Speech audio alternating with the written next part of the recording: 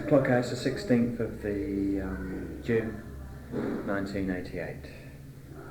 And my brothers and a few other friends from the church ran a football team, and I was only about 8 at the time, and we were playing in Cheltenham Park on a very wet day, and John's mother happened to be there. We were standing at the side of the pitch, and Wally wasn't playing that day, he was standing at the side of the pitch, and this person, he seemed very tall to me, I suppose, at 8 years of age. And he said, "Hello, Mrs. Morris. What you doing here?" said to your mum. And she said, "Hello, George, what are you doing here?" sort of thing. So it topped up that he was just out for a walk. And I said to your mum, "How do you know him?" She said, "He's always at the whist drives." That's right, he's go the tramways. Yeah, he was always at the whist drives. And we got his autograph, or Wally got it. Yeah, and of course, this is my nephew, Mr. Green, you know. Oh, look at him. Sort of thing as an 8-year-old, but. And my youngsters worked with Charlie Revell, and the wife worked with Charlie Revell. Did she? Yeah, only At the school or something? yeah, the boy worked with him at the Meridian, and he said to Duncan one day, he said, "You're interested in football, aren't you?" And they chatted for 3 hours about football, and all the others were looking up at Duncan and Charlie chatting in this room, and Duncan should have been working. And Tina worked with him when she went to a Hall Fair school there. But Is Cameron coming? No, he can't make it because of work, unfortunately. But so Alan Honey's coming down. Oh, is he? Yeah, he'll definitely be here. He should be quite interesting because he does the junior reds now. But he's been a supporter for 30 odd years. Is he? Yeah, and he's bringing that video down. Oh, he's in the video, Yeah, is he? well, provided the television turns up.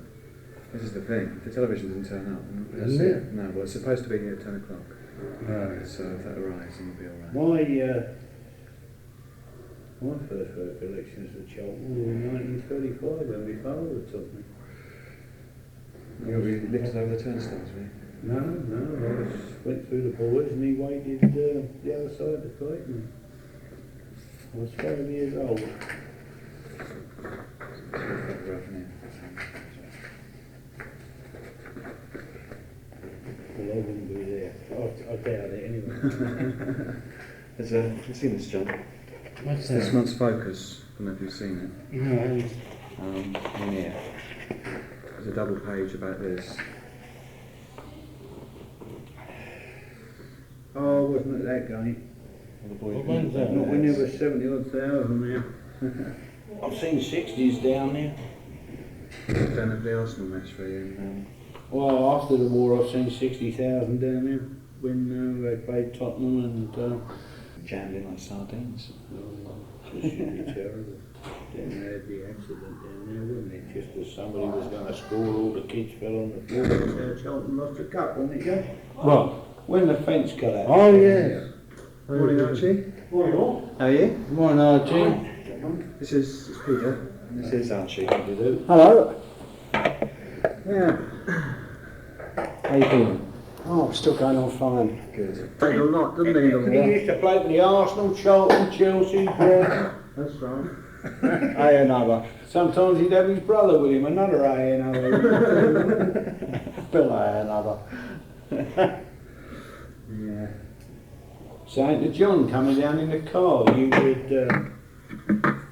you would read the paper on a Friday night and you'd have the teams, supposed teams for the games on Saturday, and A&O, I suppose, would be always in the team. Oh, yeah. And you get down there Saturday and you buy a programme or a sheet of paper. This is during the war, and the team that came out was nothing like that was printed in the paper or on the thing. No, it all depended Morning. on what was on leave. Yeah, I'm Andy. Pleased to meet you. Nice to meet you, yeah. This is Morning, Peter. Good Good morning. morning. Good morning, Archie. I saw the little exhibition you got upstairs there. Oh, upstairs, yeah. Have you seen those photographs up there? No. It's near some of those photographs that I took. They're just upstairs in the entrance to the exhibit. Just a slim Oh yeah, floor. yeah, are they? Yeah, This, space. this, up on the next floor. Yeah, I was right. Yeah. Look. This book, John's, is marvellous because I had it for months. And I think you could pick it up and read it all over again.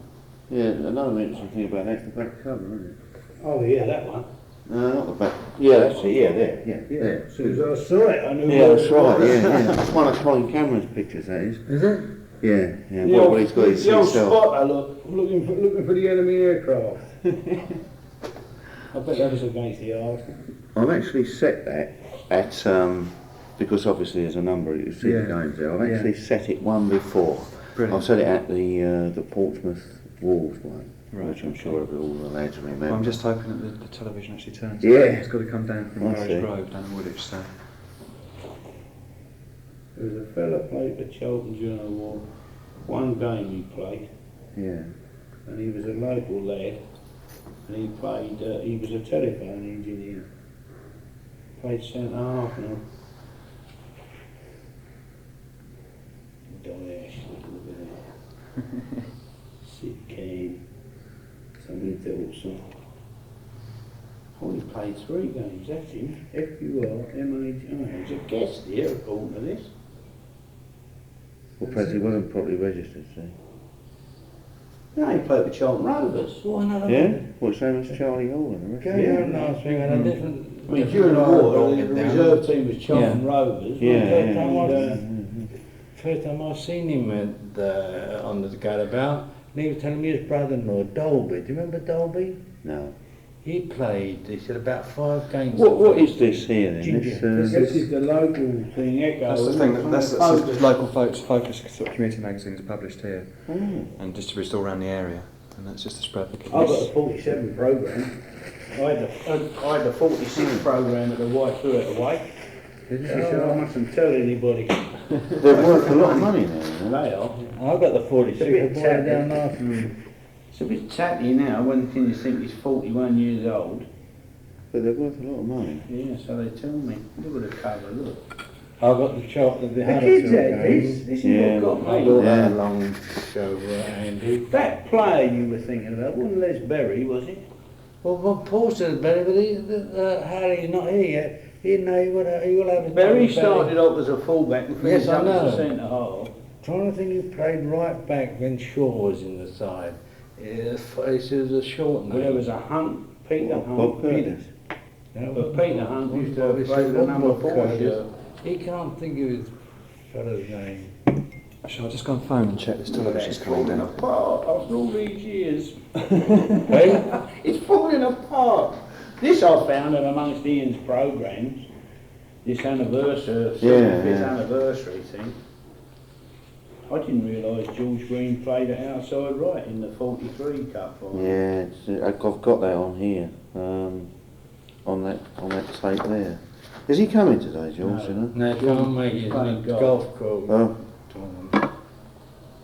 he's an amazing man for his age. You know? I mean, the sports that he does. I mean, he's Probably what keeps him going. yeah, he's a dab hand at snooker, isn't he? I don't know, I was just saying, I know he used to like to play a game of cards.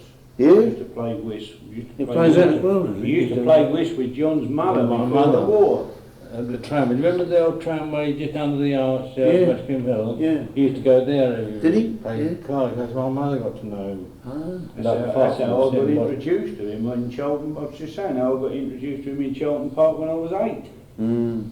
Because it was marvellous for me as an 8-year-old. Yeah, sure, yeah, yeah.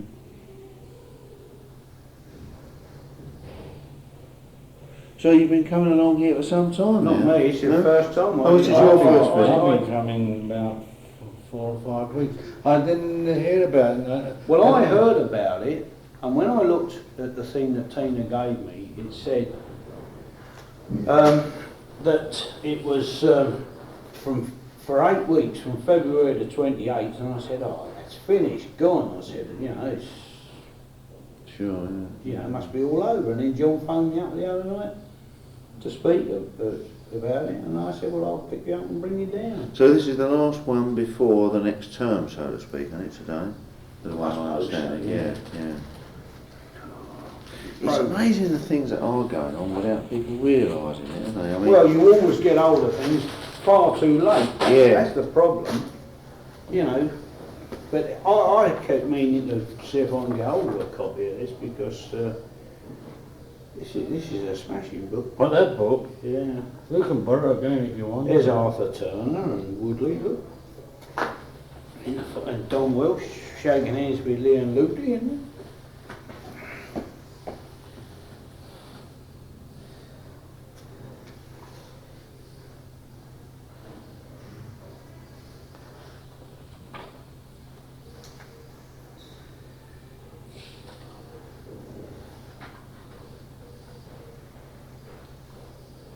Wish we had some lights on down here. There's a telephone, something's coming. Morning. Got a video down for you? Oh, smashing. Oh, Thank you. thank Did you you. see Andy? Andy just went upstairs to see if... No. Oh. Oh, great. Hello. Oh.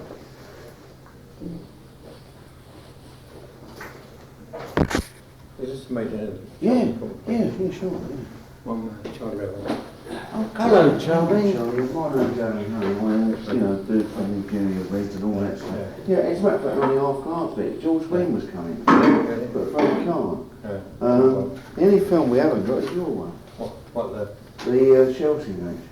Yeah, but somebody been trying to get that for me. What was his name? Andy, I He suppose. reckons he's got it. Yeah? He reckons that there's somebody that he knows. What was it? Something to do with it. Whether he arrives today, I don't know whether he said he, because I wanted to see if he could get it. He said he's actually seen it. I saw it on soon after at Wrexham when I was on watching TV. It's on Patrick Zone. It was on Patrick. Yeah. That's the only time I've ever seen it in my life. And I've asked several times I've asked, I don't know, I'd like a video, I'd pay for it if I could get it. Sure. You see, this one here, it's got the other three, but not that one. Yeah. I don't know. See, this is movie tone. Now, when a movie tone had that, I don't know. No, Patty, I don't know whether Patty and movie was separate. They were separate, yeah. Were they? Yeah. And you see, quite often you see Patty today, there's somebody that's got it. It must be still in store somewhere. Oh, yeah, absolutely. Because the club had these films, you know, they didn't store them properly. They didn't. And they tried to get them, even this year, tried to get them video. They're useless, they're stored there. And the old celluloid. I always wanted, years ago, when you think about it, I can always remember the second goal I got. It was Christian the fullback race, and they hit the ball, went up in the air. They both collided, and the ball shot up in the air. Yeah. And as it was dropping, I was running, onto it. From about 30 yards, as it hit the ground, so I hit it.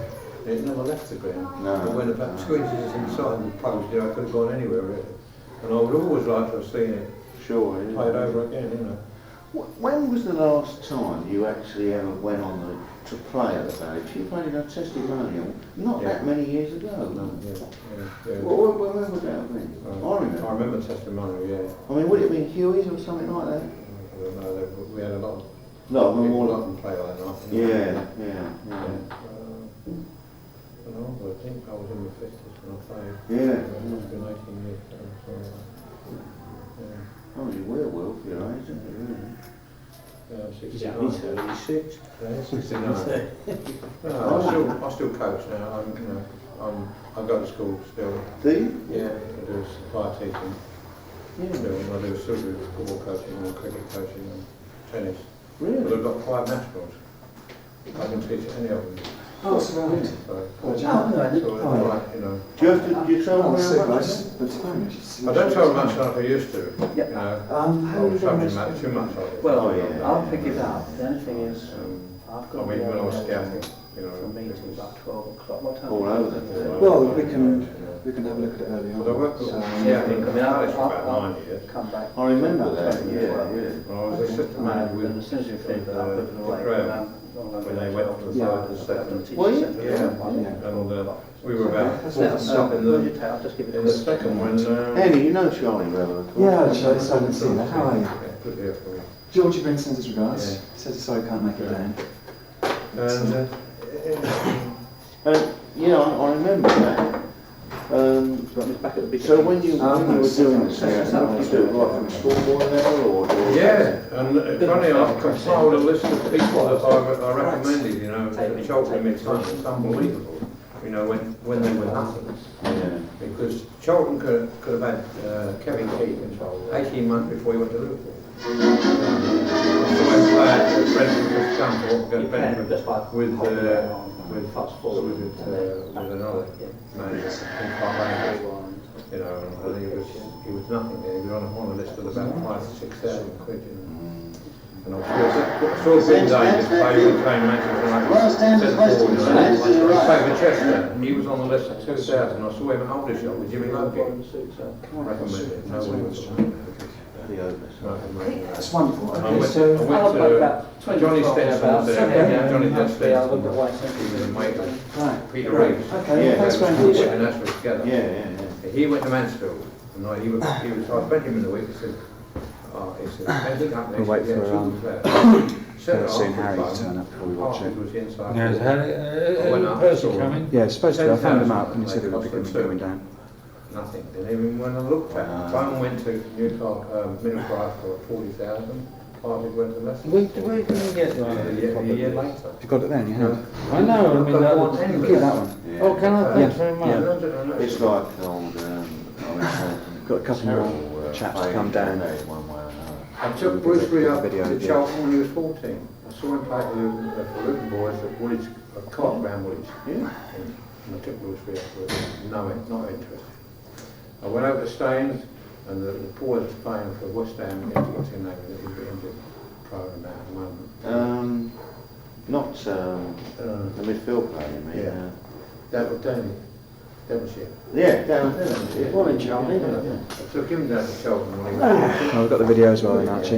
and then once turn he it was up. proud, you know, Have you seen the? Glad I brought my television glasses. Hmm. That's what you got. And I mean, even. Did you see the 47 final, Peter? Yeah, the 46. Oh, you went to 47. You know. How about the wartime ones? Is that- I knew that when he was so far away. Yeah. It's for youngsters in those days, We you know. started Outside the world, And I saw George and he said, he's now for 1,000, having for Munster, he's then back in. Do you still go down to watch Well, he them? played left full back. No, I don't watch a team called Cheltenham in South Norwood. That was the time, and give him a run around. I went to the last game. That's the last time I saw it. Apart from seeing him on television. When they come back down, it's Yeah, well, I've been over there 3 times since they went there. Last time was this Boxing Day. Well, I mean, they say it's 20 minutes to get there. I have to go by bus, it took me 75 I bucks. think he was. But He was 17. just like watching them play away to me, I watch how it It's goes. a big The valley difference. today, as it is. I wouldn't be too surprised. Poor old Mike Bannon must be Very angry going. because I recommended time and time again, even though they hadn't taken. That's just taken in April, we a still couple got months to ago. the game. That's the boardroom. That's the sort of least vandalised. That was pitch black. isn't it? That's the least vandalised boardrooms. I'd just have a nice decorate the house. He set the lead score, and I heard this. Yeah, When was this, Andy? That was Saturday. Oh, Saturday's Saturday. newspaper. Peter? That's that thing. I think I told you tonight. Oh, yeah, that's right, yeah. I bought a boat. Yeah, set for Norris and investment. Corwin. So I'll get It's enough vandals. crowd, you know. I'm watching him and who shall I see coming? He says, oh, It's a real mess down there. so. Oh, yeah, well. Morning, Harry. There's a coffee Morning, bar Harry. just Good upstairs. And he goes, I said, well, You look well, doesn't he? Where you been? I went to Jersey for So I said, well, 10 where did you days. go? He said, I was down at Margate. What's that? Jersey? Yeah. Oh, never been there, never been Have you? there. No. Right, that's right. I said, They're the two that also bought the valley.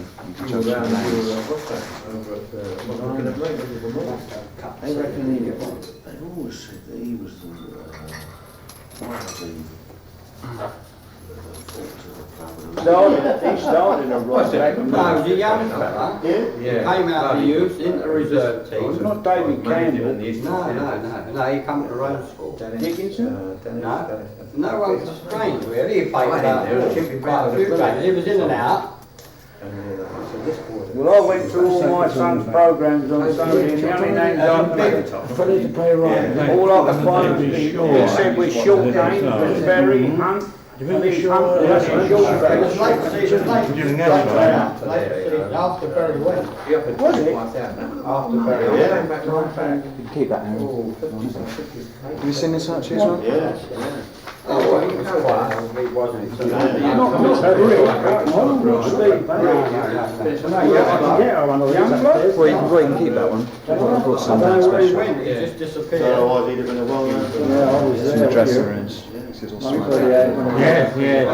You're making He was a bit well-built fella. I think they won the Midland League of that. A bit on the slow side. George A bit hesitant, he always did seem to know what he was going to do, but he Sounds like Jock Campbell. held his place in the first team. Dennis should know it. He was good, he knew it. Yeah. He played for Shaw, Coming off, we were two down. and He said, he took over me. the other fella who went to Sheffield when You know, it was really Curtis, not that, Yeah. well after Curtis and strange, isn't it?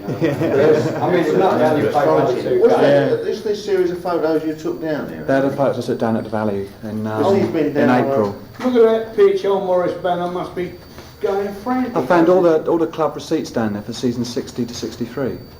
He's been working over the Arsenal union job, Morris. Morris Banner, he's been doing the job over at Highbury. Look at that. Has he? Yeah. That's a I haven't seen Morris. Yeah, he lives down there. He lives in Pelton Road, he used to, I don't know whether he still does. Wonderful. What road? Pelton Road, Yes, right. just past the, By the old Gertie stand, carriage. yeah, by the Yeah. stand of public house on the opposite side. I knew his wife, Yeah. I've done all his Not grandmother. bad, are they? Yeah. Toddler. I think I was over the shed that Well, day. Oh, yeah. He said he'd been over. Rude's got under the Apparently their shed. grounds were Yeah. over there, had a bit of a problem and he got a bit panicked. It's a right mess down there. Last season it was. Photos and, in the they boardroom, packed the it least- into the ground, least but they got vandalised the within the underground house. heating and all that and didn't know how to handle it. It's So, completely pitch black in there, you can't see I a don't thing. know. No, I know, I went Yeah, down. he went down Different there. than Boardroom that. is Leeds Band. Leeds band, yeah. So And all the, put it all right. these panels And are they offered him a extremely job. safe, but the He main said, I part is didn't okay, fancy driving compared to the through rest of the tunnel ground. going right over there. And the you dressing know, rooms just are right you next quick, to it it, wasn't set time fire enough. dressing He wasn't going to be the ground, but just help. Yeah. So I said, I turned it What's down. going to happen with it? Well, those two directors, Morrison and Allwyn, who bought the Valley with Lanes, have now bought the club. Yes, last week. Yeah, it was a little thing. They own the lot now, really, don't they? They own the lot. That was in the paper on Saturday. They're in the ground, are they? Well, they partially own the With Valley, these two lanes. and they now actually own the club as well, directors. Well, what's this idea that down by the Metro gas they talked about sticking? Well, that's Greenwich Council want them to go down there because they're going to build a leisure complex down there, I think with houses and shops and... marshland though. Yeah, not only that, it's all full of gas. So Yeah, that's there was a bit about that in the paper Yeah. last week. He said it's still dangerous, they don't want to sell it for that. They don't build a stadium there, do they? For God's sake, everyone a big gas. Dangerous, The isn't it? Greenwich Council are going to It's the most build difficult to get in and a out. complex down there anyway. To be honest, that area. Yeah. Just put all the England supporters in there for one match, let them get Probably gassed. one of the Yeah. attractions. Yeah, they're very low, aren't They're quite nice, aren't they? they? Yeah, they have, yeah. But the gas I think company one of the said it's still attractions- dangerous ground, there's so much gas in the ground. Oh, Yeah. God, yeah, it's all bits hanging off the I know, and you just got to rely on the fact you don't know what's happening. Well, I took a torch down there with me, Yeah. down to the pipe, to look around, but luckily we got a really good flash. Yeah. And when I was taking the pictures, I couldn't really see what I was taking at all. Well, they've taken one of them away, the old Mind you, soldiers yeah, down there. Michael was about the only. I see the other I big don't one. think, I couldn't have seen Albert No. and the people like that. I mean, it Where was was that, the Rick? kids. It's obviously on that plaster board somewhere. On the record, That was that's Oh, yeah. way in the Well, we'll have I'll think about it. I was at that one too, when Dynamo, It's just something Moscow to Dynamo played Chelsea. Yeah, Chelsea, yeah, just off yeah. Well, he was, A mate of mine, and it was a Fairly funny well day, built. we hardly saw Funny because anything. about the same time, Michael Grade a bit on the was heavy also there. side. Yeah. You know, Benny Slide, was Blue Grade was a But he was a cracking good try, he player, was keen. you know. No, They he was were about 20s, four together in Michael Grade. What was it? He was one of the Did Blue nicest. Grade have a connection with the club? He was extracted one time. Was he? Yeah. well, I've got the Yeah, book he here, was a great Small player, really. Rattlers. I mean, goes back to 75. Really, yeah. Probably I after. was Well, he might be a youngster in amongst his lot, mightn't Preston once to have a look. he? He's got Titman, Berry, Woods, Nicky Johns, Taylor, Shaw, Clark, I'll be honest with Preston. He said, oh, we're playing up there. Ostergaard, Robinson, Warner, Hales, Churchhouse, Hazen, Grit, Powell, Walsh, Lazarus, Kevin Smith, I've got the ground, so it's Bailey, the manager, Phil Warman, how are you going to get the ground? So we'll walk. Jacobson, and Dicky. Morning, So Percy. you come in the taxi with us, you know. What about And he said, well, winning the breakfast box, well, there's a couple of Mark breakfast box. Penfold, you And the know. betting company said, Right, do you mind getting another part? Morning, Percy. Hey, well. Yeah, it was a short stop. I went back there. His leg, didn't he? I can't remember. He played cricket with my oldest boy Luke Gay. for the Greenwich. Yeah, just about. He's got to fight the long way. And because what happened, they was Dan Benning. Have a look at that video. So he must have thought. Yeah, you got John, do you want to sit closer to the television? Yeah. Do you want to sit closer to the You have television? to. The magnifying glass. Oh, Benning. Yeah. Oh, I've not seen him there before. Tell you what, though, that Charlie Revell really got my youngster to sack. Did he? Taught him football for 3 hours instead of letting him do his job down at the Meridian School. Meridian? What was your boy's name? Keep that Duncan. Percy, if you want. Who? Duncan, Duncan who? Borland. Borland. I remember Bill Borland. Well, my brother was secretary of Millwall for 20 odd years. Oh, God, yeah. The player named Bob. Yeah. John Borland, that was my He was father's. secretary, wasn't he? Yeah, John yeah. Borland was my father's cousin. Yeah, I know you. He played 7 games for Cheltenham and then he went back to Scotland. Yeah. All these people. That was in the educated 30s, though, that was. I think I was 30s, I can't remember. I met him once or twice, but Yeah, I remember. he only played a few. What, Gordon Borland was yours? No, Gordon Gordon Borland was my brother. No, Secretary of the War, yeah. Yeah. Yeah, he was, yeah. Yes, Borland rather than Bolland, you see. Oh, it's Yeah, a right. nice- Bolland. Yeah. No, Gordon, No. Gordon Bolland was the player. That's right. He went back, Borland. but my Was this brother went there on his, He was a secretary, wasn't he? yeah, he Yeah. went there on his 40th His wife was birthday. also interested in that, wasn't she? Who? His wife. Oh, she still goes down there 1 day a week, so I'm giving her understand. Yeah, I can, you know, I can do that far back. He used to do a good job at Millwall, he worked very hard actually. I know he did. For peanuts too. He used to do the programme. He used to do the magazine, as he was doing the magazine there. He got the 2 boys there on the turnstiles. They used to do Cheltenham and Millwall alternate weeks. And they used to go down there. Well, he wasn't looked after down there by Millwall and Carmen and a lot of Well, that. he got a few, his wife got a few bob with the testimonial and the big doing out at the Beagle Club and everything, but they held the auction. But the main But, grandstand with all the directors, I don't know. directors' boxes at the top, You know, I think if he'd have been in a bigger club, he might have got smashed, people try to set fires. better looked after, probably, I don't know. Yeah, quite, yeah.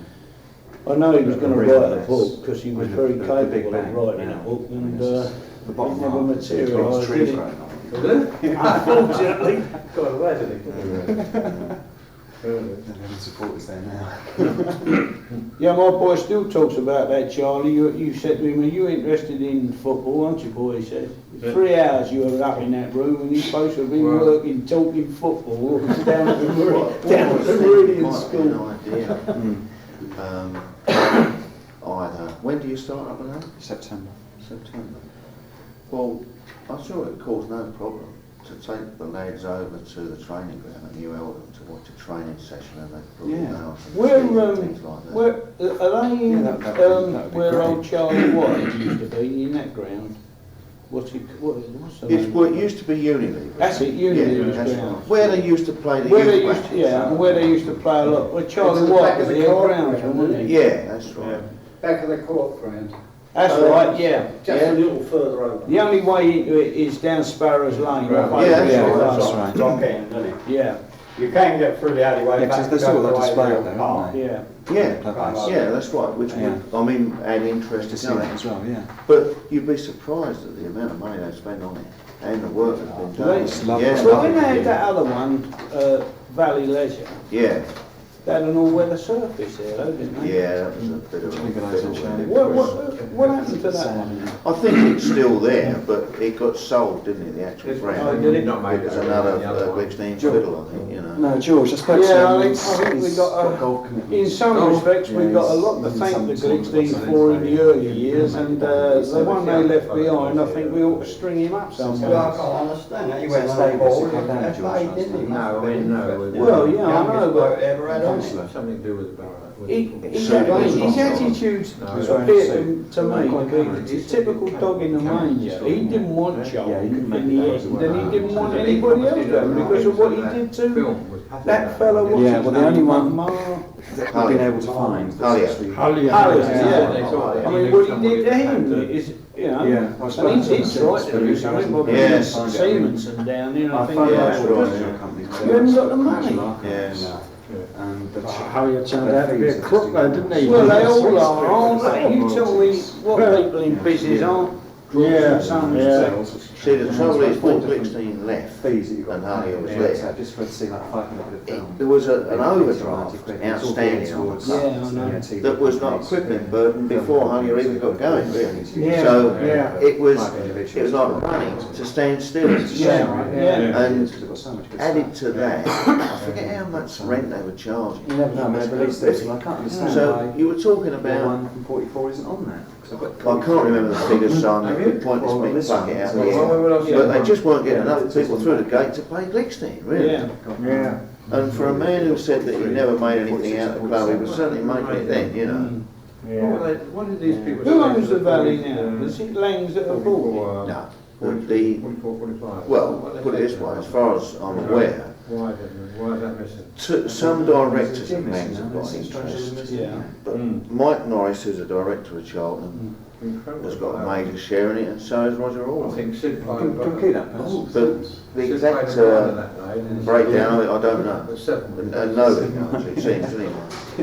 Yeah, George said it's still All I can say is I think they've got to act pretty rapidly, because this business at Crystal Palace is clearly a disaster. Because on an evening match, it's bet with seeded that beat us. Yeah, I know what I have to go It's to not so the much, But it's not so much the game. won. The game's finished. Yeah. Coming back. It's getting on to 10 o'clock at night. You've got to travel all the way back home. I mean, all right, unfortunately, I've got a car. But Yeah, some people have got to go on It's public. not the easiest journey in the world by car, though. I know it isn't. Well, Charlie used to work over there, so he Casellas Park. Oh, yeah, yeah. But it's not an easy journey. I had 9 years with them. Yeah, it's not an easy journey. Well, as a player, Charlie, you played. No, coaching and managing. I was just a manager one time. Was you? Dick Graham, actually. Yeah. He got we got sale when, in fact, they still owe me £800. Did I? Yeah. You reckon you'll get it? Burhead sacked George, not George, what's his name? Dick Graham. Dick Graham. They sacked him. It was fourth from top. Yeah. Except he bought 2 bloody bad players. Kevin from and Lawson from West Brom. Yeah. Both of them were, I went and looked at them, they were about 16 and a half stone. They were, I said, they're too fat. I'd be all right with a bit of training. About 30,000 in paper, which was a lot of money those days. Yeah. And honestly, they were flop. And he got the push for that, really. Because Heady come along, didn't he, spend 900,000 into it. Yeah. And I went up to watch Middlesbrough play, because we were due to play them. And went early morning, you know, up to bloody Darling and change over and all the way back. And Monday morning I put me for him normally £2 for expenses. And after coming out a bit later, he said, Charlie, Mr. Head, obviously, he said he thinks you're charging a bit too much expenses, you know. I said, well, £2? Bloody on, you know, £1.16 bob on the train, I think it was saying, drinking, something like that. I said, and that was it. He said, well, he thinks you ought to take sandals. You know? I said, he spent 900 bloody thousand, you know, and he went to come down to 2 quid. So anyway, I finished up with a push. Yeah. So I go to Charlton scouting, and Charlton sent me over to Chelsea to watch a match over there. So. Yeah. And who was in the boardroom was, I know one of the Chelsea directors, the actor. Adam. I think quite well. and it was heavy, and to get the heavy and this other together. Yeah. Weight. Yeah, Arthur White, yeah. So Dick said, how'd it go? I said, all right, if he'd paid me the money 800 he owes me. And a bloody face, he was like, Fred! Yeah. I said, he owes me money. I said, he won't pay me. And he didn't pay me. You know, because didn't have it in the contract. When I got upgraded to the second division from the third, you know, I never had a contract, but verbally, you know, provide you can now. Oh, yeah. Afterwards, I could have got it. The football clubs years after, so notorious that time. yeah, and so that was it. That was the way it went, you know. I said, Christ almighty, you know. So I went back to Cheltenham, and they sent me the bloody Crystal Palace for my first game. I thought, for the next bloody week. The midweek man thought, well, I'll get a bloody ticket to get in, you know, but they didn't. And I suppose he thought, well, if I cause a trouble, you know, I might kick up a stink and it would backfire on me. But when you tell these tales after, they don't seem true. He built a team of roughhouses, actually, but he didn't. Oh, it's horrible. He's going to Bath. I occasionally see him now, when I'm down there. He's in one pub, my boy can take to him. He's coming from that cell, but Oh, he's still there? He's still down at that Bath, yeah. He came from Bath originally, didn't he? Yeah, so I was in there. He managed it for a while. What, your boys down that way? My boys at, yeah, because he played with Leicester. He played with Leicester and Shelton for a bit. Yeah. He played with the Palace, started with the Palace. But he never had that. That was missing something. He had all the skills. Yeah. More skills than I had with the ball, etc. He didn't have that heart for it. Right. Training was a bloody... Chore. You know, at that time, because he couldn't have had a worse follow than George Smith. You know, No. the poor bug used to give him a sandbag, didn't he? Well, they used to go to us, fill it up with sand, £56 and run back with it, didn't they, for the feet? That was the story. Oh, good. Actually, it was a right Martin then. Oh, and he said, get us in, and we used to run this bloody great £56 along the track, up the terrace, and back again with it, and up the next terrace, and he said, he had about 6 or 8 of the kids sick in their partner, sick. Yeah, I know some You of were those there, that were over like there that, when he was there. He was an old army sergeant. Yeah, He was, yeah, So they he say. still Sounds was- like it. He was at the job. Do you mean the George Smith that played in the cup final? Yeah, George yeah, Smith. yeah. And The beanpole. He's been probably. Good centre And half. he ended Great up, lad, Yeah. tremendous person himself, but because he's dead now, but he was like Dick Graham, he was fanatic. He went to manage the Pops. that's right, that was his last job, yeah. But I mean, when Charlie's talking about, I think he had the youth team at Crystal Palace, did he have it? Or was it? Who did? Yeah. No. Smith. Yeah, George Well, Smith. he came from the amateur club, didn't he? Straight as a manager at Palace. Sutton. He managed Sutton as an amateur. That's right, yeah. Then he came from there and got the job at Palace, because I went after the Sutton job. Yeah. Didn't get the Sutton job. So George said, right, come and work for me, Charlie. So I went to work for him. Yeah. And then, because Arthur was sticking it out in the back. I think Arthur had been ill or something. Well, he was upstairs. And then, no, he was always at the back running George down to the weighty. He was taking the stories back, you know, because eventually he got George out, because George hit somebody, a fair game player there, you know. This one, the kid was making faces at George behind him, and George saw him in the bloody looking glass.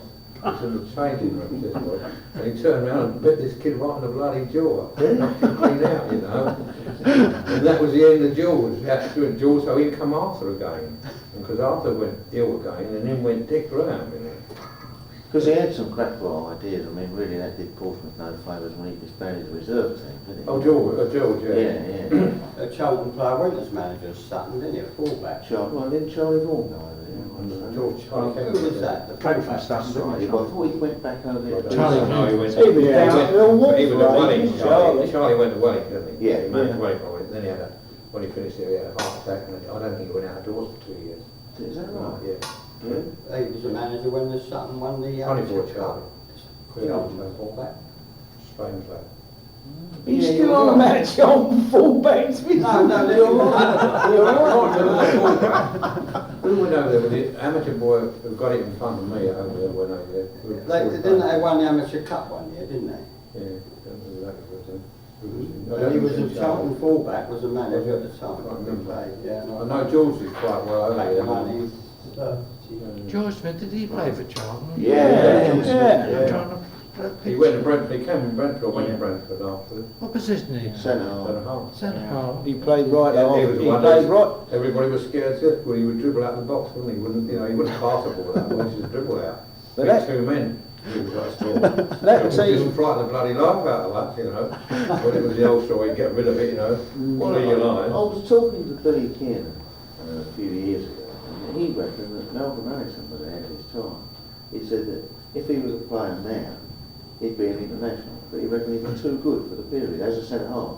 Would you agree with that? Well, getting up with people's shirts. Well, he reckoned he Used to- tried Harry- play Harry used to football play rather with than him. belt Yeah, it, no, you know. he did, yeah. You wouldn't Malcolm necessarily was probably agree. was a bit unlucky to have been at the time when Tommy Brown and people like that were there. And he was led. No, he used to Yeah, play He with was him. influenced by those. Yeah. Really. I mean, he was. I think that most probably spoken. Yeah. I think he would have been a good player had he not had dealt with those. But Because they led him astray. the added thing that Shall we have a Johnny bit Brown of was sweating? crocked when he Do you wanna- had do you wanna move a closer to shot, Tally, I John? mean, Okay, he yeah. I'll switch it Yeah. on. because he was injured, really. He Tommy. was finished, really. I suppose you Yeah. could bring the teddy closer. Tommy Well, had how a bloody close do you need to be, cop, you know. They got him in Hey, to operate. 2 foot. I don't get anybody else's way. Ah, well, you sit in front of me and We can move around you. you sit in front of me and that's Van Dyke and Curse. Sit on there. Yeah, that's your best bet. I went to match. I'll look round you. Just think I'm in the crowd. Didn't get fighting, you know. And look, I mean, I heard Allison's history from beginning to end about him being with naughty big boys and all. I heard a lot. Which one's this up on? This is actually set up on the immediate pre-war final between Portland and Liverpool. And then ours rolled on from there. Yeah, I'm alright. The anthem, Stand Colours presents Wolverhampton Wanderers, the favourites. Good a good side, wasn't Oh, this is 1939. 39, Yeah, they were red hot favourites, weren't Presents they? the Portsmouth team. Got walloped, didn't they? Now down to business. You'll find the film Here's is a Mr. surprise. That's the course director and Julius Blair with the winner. Bronze medal. So this waits up the Wolves. Walker has some work to do. He saves from West and Pompey are off again.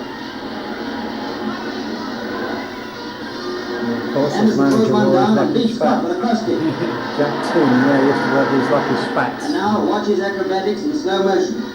Anderson has a shot, he bounces off a defender, it comes back to him, and Scott just touches it as it whizzes into the net. And Parker on the right, still watching like a cat. It's a lovely volley, that was. Just look at that. Half time and the Wolves 2 down. You didn't see the other goal? Yeah, that's a crack up, isn't it? Parker on the left wing, he races down, and he centres for Barlow to score. Too easy. In slow motion, the ball comes to Scott from Barlow, and Scott is a couple of yards out of goal. He half stops it, spins round, and he just can't retrieve. Over the line, but Parker takes no chance and he forces it into the net. There's going to be no disputed goals for him this afternoon. Then there's a dance. Pompey's plan seemed to be working so These well, days, that they'd led have to pulled the him up title for of a the foul. game. Yeah. Dancing a ring-a-ring-a-rosy.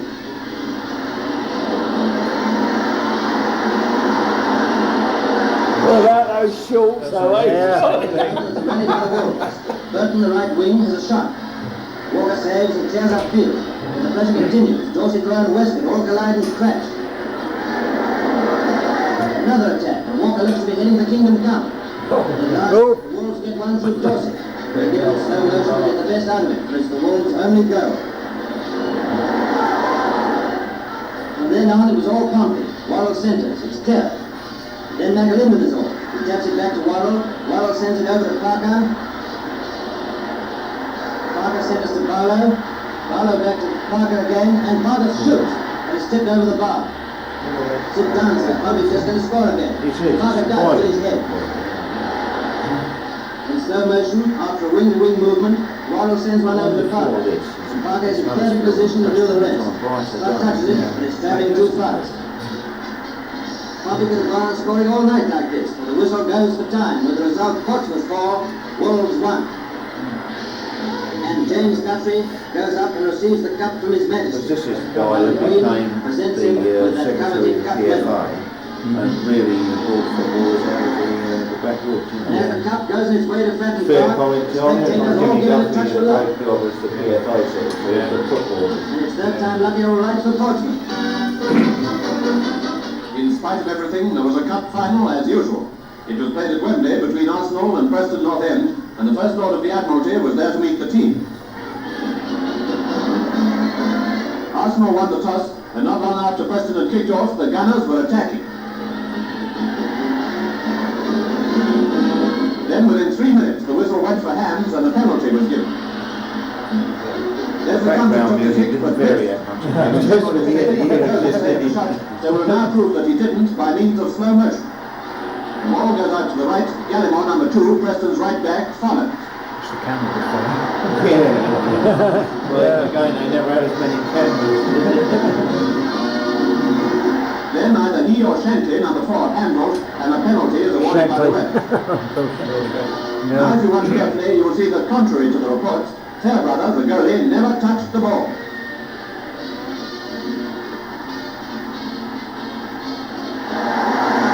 Well, where's the ball gone? Preston were playing very well, and 3 minutes after the incident of the penalty, took the lead when McLaren scored. Though Preston were on top, Arsenal gave Fairbrother plenty of work to do. He played a great game. Arsenal were rather worried by Preston's offside tactics, but the match was a real blitz in the first half, and just before the interval, Dennis Compton contrived to remain onside and score.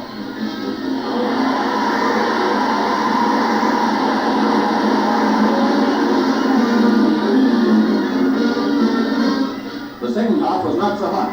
Result a draw and the whole battle to be fought again, but not at Wembley. Get the referee lines on wearing a this is ours. A Wembley close-up. Is it? Ted Drake of the RAF changes into the Arsenal uniform before the Football League South War Cup final. And Sergeant Dennis Compton, another star from the Arsenal constellation. George Allison, their manager, looked him over with a glint in his eye, a look of confidence in one. A glimpse of the enemy's camp with Sergeant Major John Welsh, Charlton's skipper, and 100 Jimmy Steeves, and George Allison. When the teams came out, I bet there were down few among the crowd of 75,000 who could have guessed a score of 7-1 for the Gunners.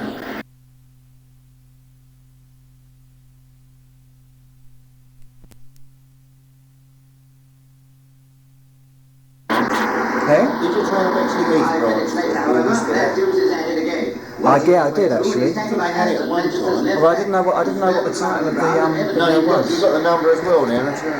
There's no number on there actually. It just says Silverhead's Collection 4. That's all I can see on there.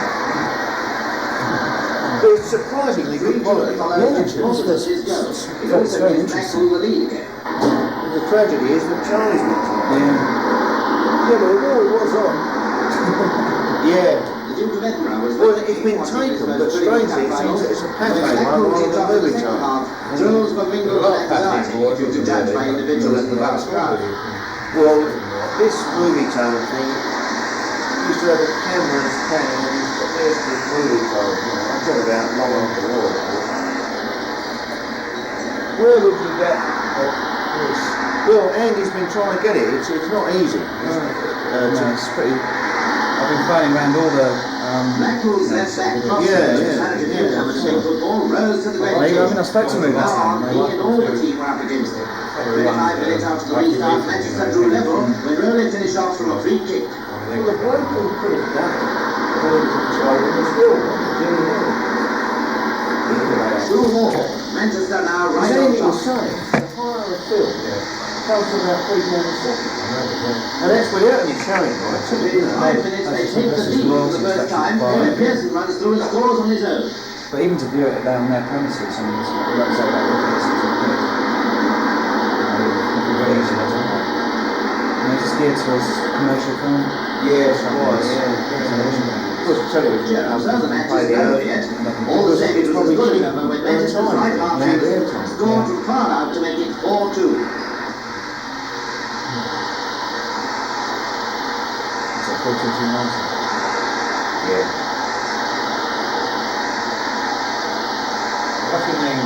today, though. I still don't think that a lot of those players on the pass are going to be the older. What annoys me is all this backwards and forwards across the back. I mean, you don't see that run of Sailor Brown's there. You know, nobody seems to want to do that and draw a defender. They just want to stand still, pass it to him, and he passes it straight back to him. And I think to myself, where's the movement? My boys tell me I'm old-fashioned. I said, well, at least I used to enjoy football when I used to watch it. That's probably all right at a lower level, where you say, right, if you push the ball backwards than that, somebody else who's running they could be watching the ball, not watching you, and you could be off. Yeah. That's understandable. When they play that, you think, well, Christ, there's my man there, why should I bother? Yeah. They're not coming forward, they're going back. No, I watched the game since this. The ball was actually in the goal area of the opposing team, and in 4 passes it was back in the other team's half, and the opposition hadn't touched it. So they'd gone from the goal line virtually back past the halfway line to, and as they commentators said, they're reforming. The level of crowd behaviour, even at these occasions, I mean, it's got the skill to be the player.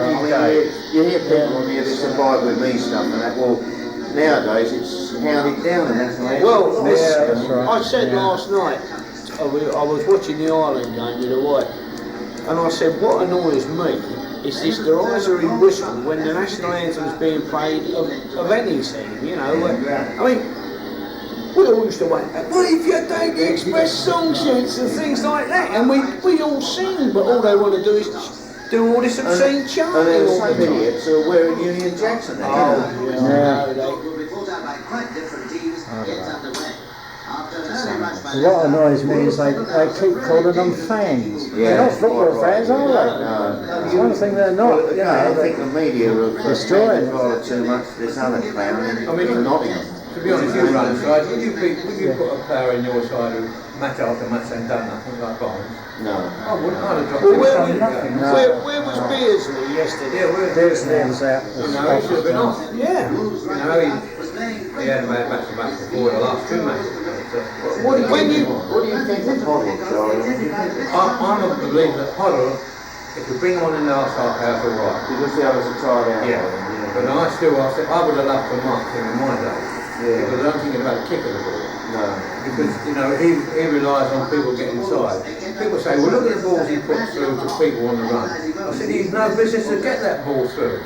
If I was marking you and I stood watching Hoddle with the ball, I know full well that Hoddle's trying to get that ball through, and I'd be able to see my man and the ball. And he likes to receive it well. And I'd be running He doesn't like to fight for the ball. So he can cut off the supply as well. Yeah, all you've got to find, put somebody on him, knock him out, give him 10 minutes of good now, real hard work. Yeah. Be there, boom, boom. But and you could say good night for the rest of the match. Yeah. And when they came on second half, everybody was trying. If you watch that match yesterday in the Australia, the time he pushed the ball, well, there wasn't even a bloody soul about it. He might have they said, oh, where the fuck is that from? He's not even the man anywhere near. Well, I mean, again, you get a guy like Adams, who they're saying, well, he's only young, he's had to die.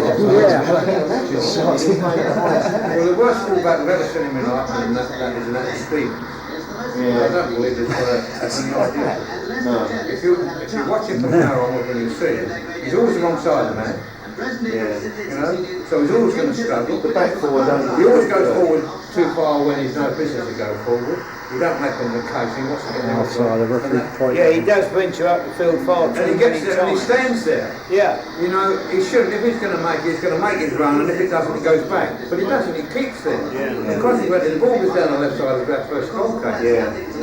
And he's miles out of position. He's never going to get back. By comparison yesterday, those Irish blokes, or those blokes masquerading as Irish blokes, just ran at everybody. You look at Morris was a good player for Ireland. Very good player this Morris. I liked him last night, he had a marvellous game. But you watch, and he can use the ball, you watch Stephen. I know. Crosses the ball, you think, I'll give him 1 out of 5 if he can get a cross. You know, and you don't think that gets 1 out of 5. Where he should put the ball. I mean, at that level, you should be able to put a ball within a yard or 2 yards of where you want it. You shouldn't have to hope that that's going to get to a match. You should be able to get it to it. And this is what he Well, wants. Charlie, how do you feel about the remark, it's on his wrong foot? Did you see that? Did you see that match? I don't think it was only match there. There was a fella running towards the wing. That was a sideline. It was on his right. It was a left-footed ball upfield. Yeah, but he kicked his it right foot. It almost broke his leg. Yeah. He kicked it upfield. I did. He went out and played. It was huge. Just thinking, what really with his left foot? Well, I was with my other brother, and we both say the same. I mean, as far as I was concerned, when I was a kid, my left leg was for standing on. But by the time I finished with a tennis ball against the back wall of the house, and the old man wanting to chase me all over the place because I'm looking at pointing out, I could do more with my left foot than I could with my right. But it was only because I persevered by making myself kick with the left foot. And these blokes are paid professionals. And I mean, compared to what Charlie earned as a professional football, they're millionaires, aren't they? Oh, yeah, he says it's on his wrong foot. I just don't believe it that a man who's a paid professional can only kick with one foot. Or accurately. All day long, it's every time, all the time in the world. Yes. I mean, you've only got to get someone that come out the back with me, and I'll throw some awkward balls at you on your wrong foot to make sure you kick it. Straight away, yeah. Because, I mean, Talk about one-footed players. I mean, we used to Chris Stafford was a one-footed player. I mean, that goal he scored with his right foot. He was a one-footed player. There'll always be one-footed players. So you can forget about that. You know, international should be. You can tell certain fullbacks now, and no matter how many times you've told them, they still go that way, they're coming, won't they? You won't go that way. Yeah. The English team. You've got to go the other way. Yeah. If he comes inside, he's not going to hit it. You see, Lineker should have put that, missed that 5 in the last 2 games. Yeah. I mean, he should have put that one in, but Lineker should have put that in. I know it was narrow, but it wasn't that narrow. He should have shot it earlier, actually, before it got too tight, you know. He still had the time, but he still had the time. He still had the time in the room to control it a bit more and move towards the goal. Moved it out. Or incredible cut down line and put it back on. Hit it with the right foot. Stop that. Open line and put it back with his left foot. Hit it with the left foot. I said they wouldn't do anything because they got not one Charlton player in that team. So I said they wouldn't do it. They did that much very well. No, Yeah, he's living in Gillingham. That's one of our mates who's down for lunch. Lovely bloke. Really nice bloke. Yeah, so his skills you see, it was always yeah. Despite the out of the blue, he said, perhaps he could come along next. Well, he couldn't make it. He'd love to come along this week. He's going down to the Chelsea's. Oh, yeah. But it's also when you're on a football team, take quite good Oh, yeah. He also says he's a page for Riley Connor. Who does? He's one of the He said he's a lovely match. Does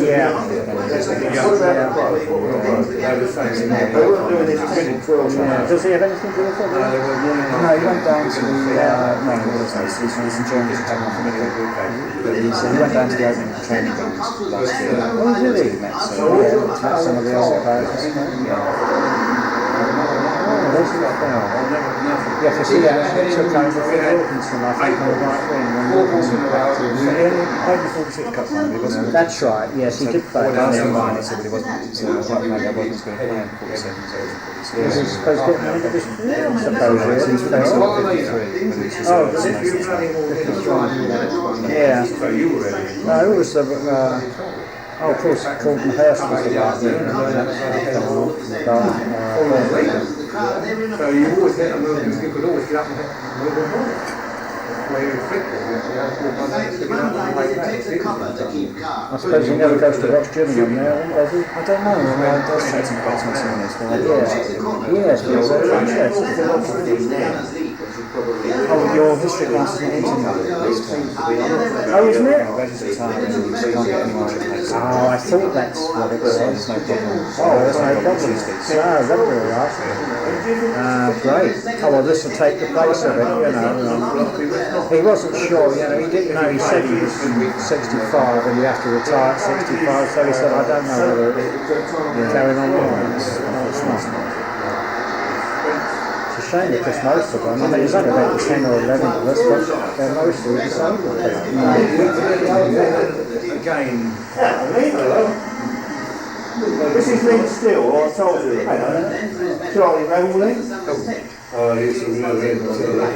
George couldn't get along. I bet he can't tell me when Glenn Miller played for Chelsea. When they had a couple of games. When you played Chelsea 3-1 in the South Cup final. He played at Wembley. Yeah. What did he play about? He was playing. That was very nice in that, was it? Was it Isaac? Yeah, Isaac. Thank you very much. This is the one that we haven't got then. On this videotape, which is what it'll be running off now, that's the end of it, I think, isn't it? Yeah. Do you want to tell me one back? That's the one against Chelsea where Charlie scored, of course. So he was saying it's really a hat-trick because Don Welsh got it crossing the line. Yeah. But Lane went to all of these games. I went all of them. But I was saying that I've got a report on that match. It said it was the best match. Yeah, it was a good game, that was, wasn't it? Yeah. Who's don't sit at the same height, do you, those days? Well, you're looking at it at a different angle, aren't you? Chelsea were going to paralyse him, weren't they? That Williams from Watford. Yeah. You remember? The inside forward, he was going to turn you over. Yeah. And after the 7-1 defeat the season before, you know. So it was understandable, wasn't it? Blimey. It was too up early, quite early. It was, yeah. Yeah, that's the day say there'll be about 4 men when he pushed me through that. Yeah. To the edge of the box. Yeah. Because the interesting thing about Sailor's transfer, what he was telling us, there was Charlton would not send him to Villa. Yeah. I mean, Seedy was saying, no way you're going to Villa, because we don't want you to play at Villa. Yeah. And there was that arrangement where he went to Forest, wasn't he? He went to Forest, and it was an understanding with Forest and Villa that he would move to Aston Villa from Forest, so he got his own back on City. When the manager forced him. That's right, yeah. As a matter of fact, I was telling Len, because Len was influential in introducing him to his wife, but he had his 50th wedding anniversary about 3 or 4 weeks ago. Well, George Green, he must have been well over 50. 77, George. Yeah, but I mean, he's been married well over 50 years now, hasn't he? But funny enough, I mean, Seedy never trained us at all. This is an incredible thing about the man. I never ever remember Seedy coming out on the field.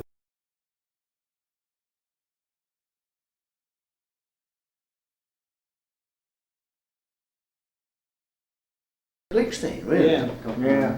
And for a man who said that he never made anything out of the club, he was certainly making it then, you know.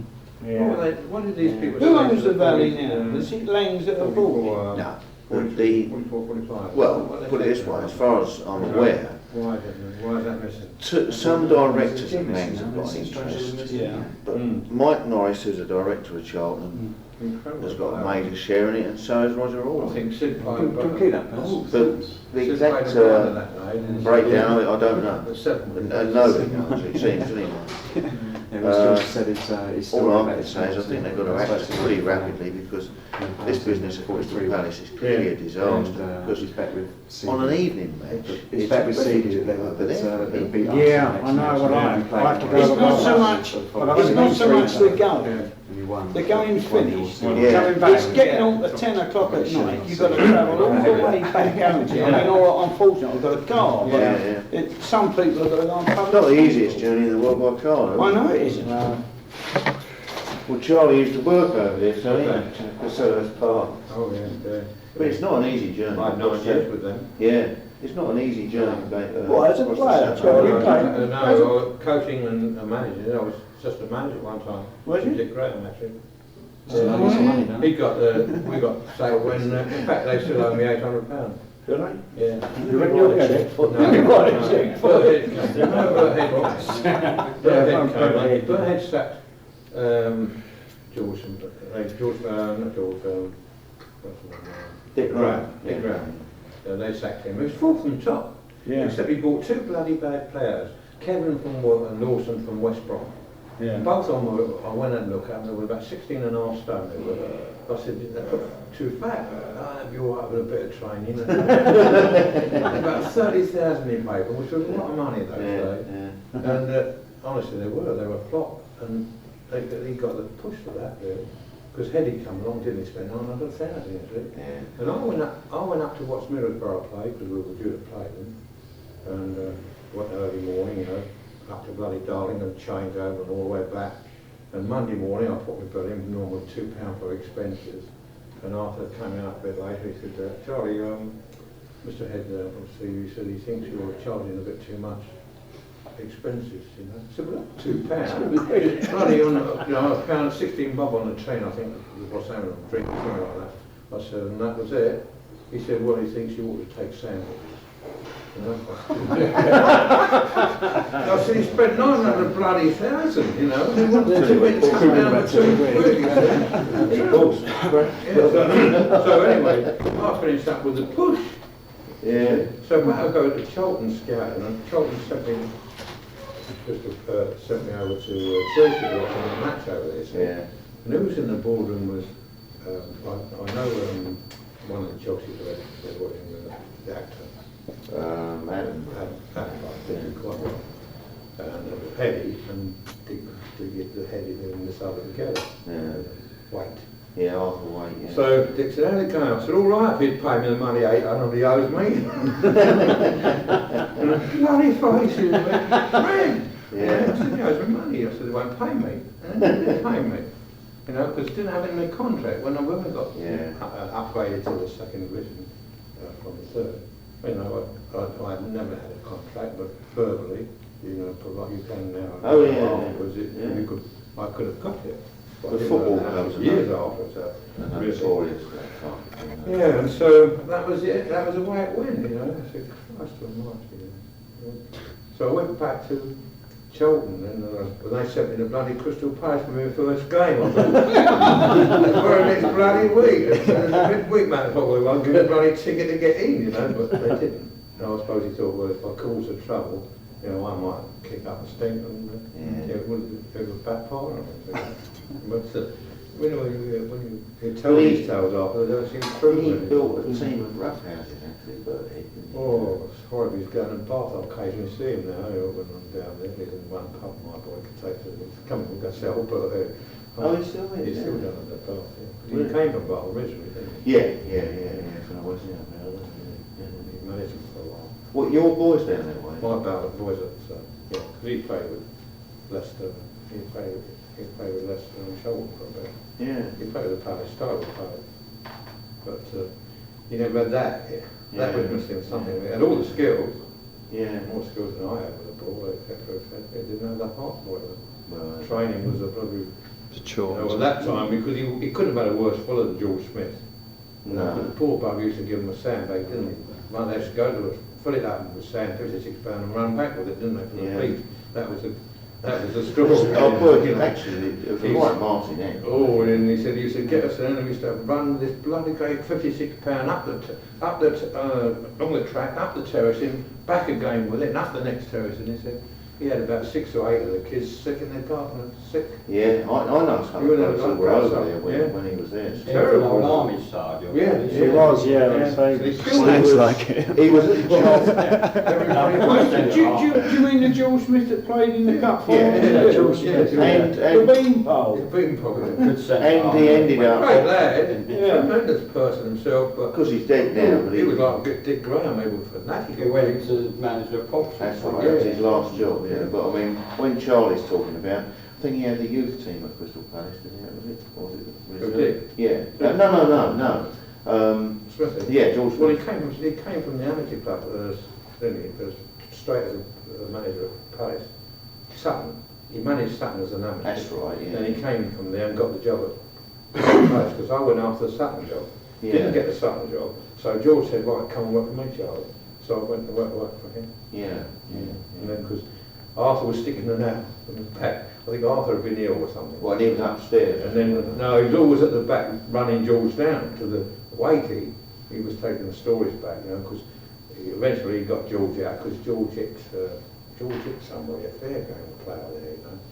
This kid was making faces at George behind him, and George saw him in the bloody looking glass. He was in the changing room, this boy, and he turned around and bit this kid right in the bloody jaw. Knocked him clean out, you know. And that was the end of George. George, so he'd come Arthur again, because Arthur went ill again, and then went Dick Graham, you know. Because he had some crackpot ideas. I mean, really, that did Portsmouth no favours when he disbanded the reserve team, didn't he? Oh, George, yeah. Yeah. Charlton player went as manager of Sutton, didn't he? A fullback. Well, didn't Charlie Vaughan go over there? George, Who was that? The Came from fullback? Sutton, Right, didn't he? well, I thought he went back over there. Charlie. No, he went. He was down at Millwall, He was at right, Welling. Charlie. Charlie went to Welling, didn't he? Yeah. He managed Welling for it. Then he had when he finished there, he had a heart attack, and I don't think he went outdoors for 2 years. Is that right? Yeah. Yeah. He was the manager when the Sutton won the... Only for Charlie. Charlton fullback. Strange lad. He's still on the match on fullbacks. No, you're Who went over there with the amateur boy who got it in front of me over there, went over there? Didn't they won the Amateur Cup one year, didn't they? Yeah, don't know who that was. And he was a Charlton fullback, was the manager at the time. I remember. Yeah, I know George was quite well over Back there. the money. George Smith, did he play for Charlton? Yeah. I'm trying to He went to Brentford, he came from Brentford, went to Brentford afterwards. What position did he play? Centre half. Centre half. He played right Yeah, off. he was He one played of right. Everybody was scared to well, he would dribble out the box, wouldn't he? He wouldn't pass a ball out, he would just dribble out. But Big that- 2 men. He was like a straw. That He team- didn't frighten the bloody life out of us, you know. When it was the old story, get rid of it, you know. Well, Clear your I line. was talking to Billy Kiernan a few years ago, and he reckoned that Malcolm Harrison was ahead of his time. He said that if he was a player now, he'd be an international, but he reckoned he was too good for the period as a centre half. Would you agree with that? Well, getting on with people's shirts. Well, he reckoned Used he to- tried Harry used to football play rather with than him. belt it, Yeah, you know. did, yeah. You wouldn't Malcolm necessarily was a bit unlucky to have been at the time when Tommy Brown and people like that were there. Because he was led. I used to Yeah. play He was with him. influenced by those, really. I mean, he was, I think that most probably spoke him. Yeah. I think he would have been a good player had he not dealt with those. Of Because course, they led him astray. the added thing that Shall we Johnny go Brown switch was then? crocked when he Do you want- came do you want to to move close to the Charlton, tally, John? I mean, he Okay, was yeah. Charlton there. I'll switch it Yeah. on. Because he was injured, really. He Tommy. was finished, really. I suppose you Yeah. could bring the teddy closer. Tommy Well, had how a floating close do you need to be, carpet, you John? know. They got him in there Hey, and operated. 2 foot. He said, "It's better." I don't get anybody else's way. Well, you sit in front of me and you sit in front of me and that's bang I can curse at you. Sit on there. I was down there. Yeah, that's your best bet. I went to match. I'll look round you. Just think I'm in the crowd. Didn't get fight, you know. And God blimey, I heard Allison's history from beginning to end about him being with naughty big boys and all. I heard a lot. Which one's the set-up one? This is actually set up on the immediate pre-war final between Portsmouth Well, and stand as Portsmouth. questions, and Majesty's arrived. And then ours rolled on Goes from out there. over the field.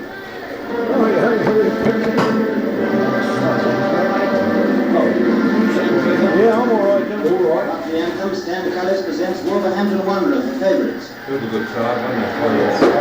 Oh, this is 1939. 39, Yeah, favourites, weren't Presents they? the Portsmouth team. Got walloped, didn't Now down to business. You'll find the film Now is it's a been surprise. That's because they played and Julius to play with the winner. 4-0. So this wakes up the Wolves. Walker has some work to do. He saves from Westwood. Pompey are off again. Of course, this Anderson manager throws one wore his down and lucky beats Scott spat. with a cross kick. Jack Toon, yeah, used to wear these lucky spats. And now watch his acrobatics in slow motion. Anderson has a shot, he bounces off a defender, it comes back to him, and Scott just touches it as it whizzes into the net. Parker on the right, still watching like a cat. That's a lovely volley, that was. Just look at that. half time and the Wolves 2 down. You see the other goal? Crack on the Parker on the left wing, he races down and he centres for Barlow to score. Too easy.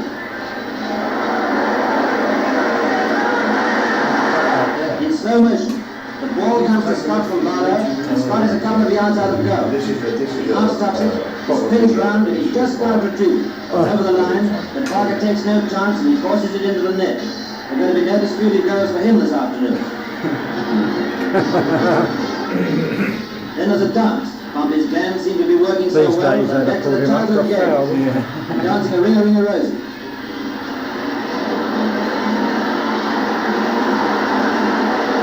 Without those shorts, though, Burton, the right wing, has a shot. Walker saves and clears upfield. And the pressure continues. Dorset round Westwood, all collide and crash. Another attack, and Walker looks to be heading for Kingdom Come. At last, the Wolves get one through Dorset. They'll give it slow motion to get the best out of it, for it's the Wolves' only goal. From then on, it was all Pompey. Worrell centres, it's clear. Then McAlinden is on. He taps it back to Worrell. Worrell sends it over to Parker. Parker centres to Barlow. Barlow back to Parker again, and Parker shoots. And it's tipped over the bar. Sit down, sir. Pompey's just going to score again. Parker does with his head. In slow motion, after a wing-to-wing movement, Worrell sends one over to Parker. And Parker is in perfect position to do the rest. Scott touches it, but it's travelling too fast. Pompey could have gone on scoring all night like this, but the whistle goes for time, with the result Portsmouth 4, Wolves 1. And James Guthrie goes up and receives the cup from His Majesty. This is the guy that became the secretary of the PFA and really brought footballers out of the backwoods. And as the cup goes on its way to Fratton Fair Park, comment, John. spectators all give it a touch of luck. Great job as the PFA secretary for footballers. And it's third time lucky all right for Portsmouth. In spite of everything, there was a cup final as usual. It was played at Wembley between Arsenal and Preston North End, and the First Lord of the Admiralty was there to meet the team. Arsenal won the toss, and not long after Preston had kicked off, the Gunners were attacking. Then within 3 minutes, the whistle went for hands and a penalty was given. Background music didn't vary that much. They will now prove that he didn't by means of slow motion. The ball goes out to the right. Gallimore, number 2, Preston's right back, follows. It's the camera this time. Yeah. Well, again, they never had as many cameras. Then either he or Shankly, number 4, handles, and a penalty is awarded by the ref. Now, if you watch carefully, you will see that contrary to the reports, Fairbrother, the goalie, never touched the ball.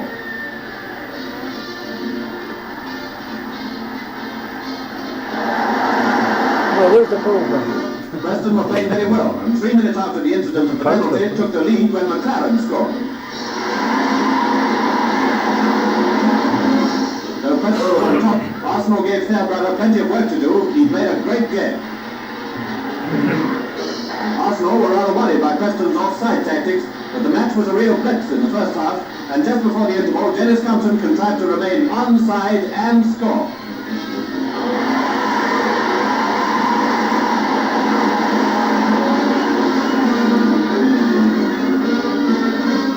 The second half was not so hot. Result a draw and the whole battle to be fought again, but not at Wembley. This is ours. A Wembley close-up. Is it? Ted Drake of the RAF changes into the Arsenal uniform before the Football League South War Cup final. And Sergeant Dennis Compton, another star from the Arsenal constellation. George Allison, their manager, looked him over with a glint in his eye, a look of confidence in one. A glimpse of the enemy's camp, with Sergeant Major Don Welsh, Charlton skipper, 100 Jimmy Steeves, George Allison. When the teams came out, I got to a down few among the crowd of 75,000 who could have guessed a score of 7-1 for the Gunners.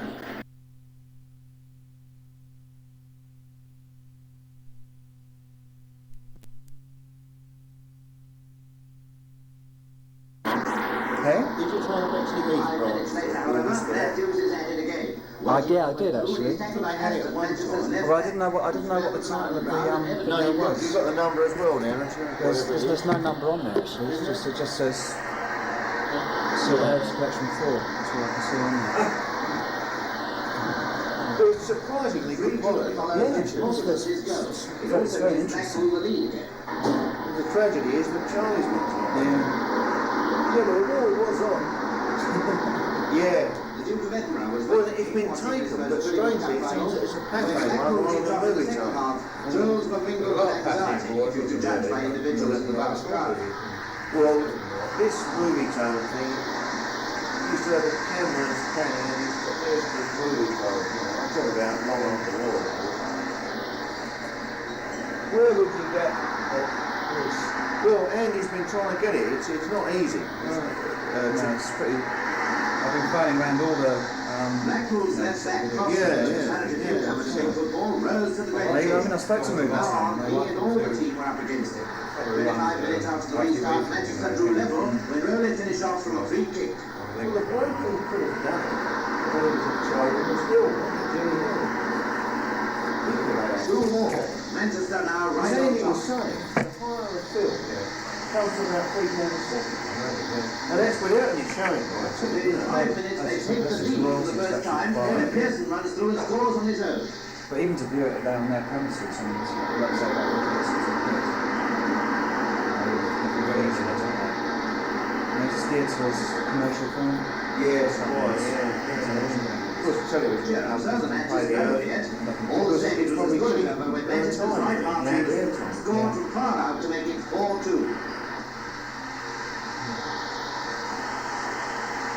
It's like 42-90. Yeah. Watching the England match today, though, I still don't think that a lot of those players on the pass have been properly over. It's in Dutch. What annoys me is all this backwards and forwards across the back. I mean, you don't see that run of Sailor Brown's there. You know, nobody seems to want to do that and draw a defender. They just want to stand still, pass it to him, and he passes it straight back to him. And I think to myself, where's the movement? My boys tell me I'm old-fashioned. I said, well, at least I used to enjoy football when I used to watch it. That's probably all right at lower level, where you say, right, if you push the ball backwards than that, somebody else who's running they could be watching the ball, not watching you, and you could be off. Yeah. That's understandable. But when they start to play that, you think, well, Christ, it's my man there, why should I watch them? Yeah. They're not coming forward, they're going back. No, I watched the game since this. The ball was actually in the goal area of the opposing team, and in 4 passes it was back in the other team's half, and the opposition hadn't touched it. So they'd gone from the goal line virtually back past the halfway line to, and as they commentators said, they're reforming. The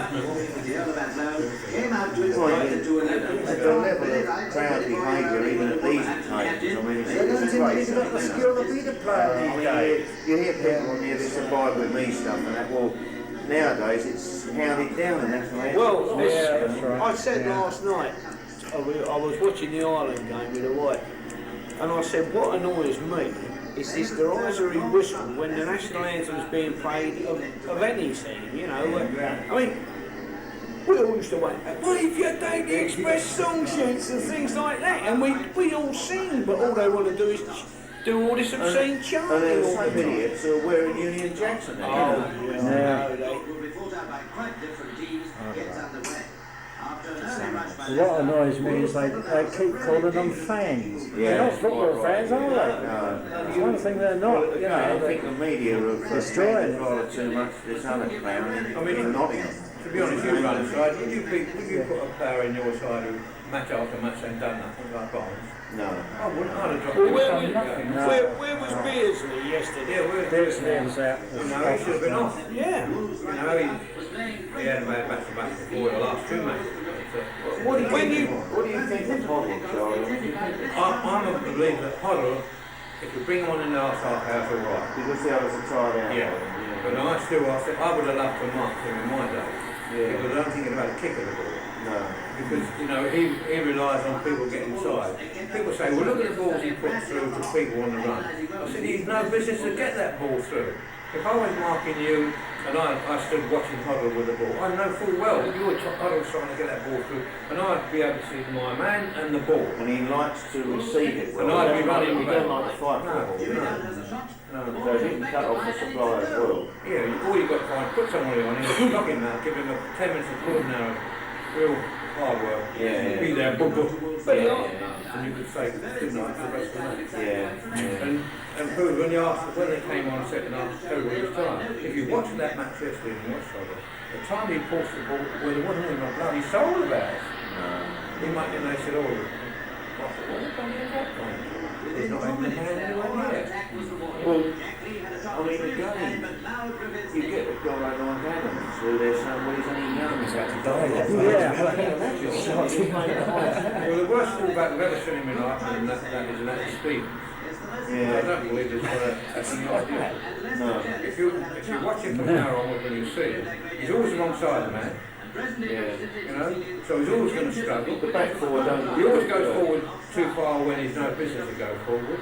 You don't make him the case, he wants to get Outside the referee point. Yeah, he does venture up the field far too and he many gets there and he times. stands there. Yeah. You know, he shouldn't. If he's going to make it, he's going to make his run, and if it doesn't, he goes back. But he doesn't, he keeps there. Yeah. And consequently, the ball goes down the left side of that first goal case. Yeah.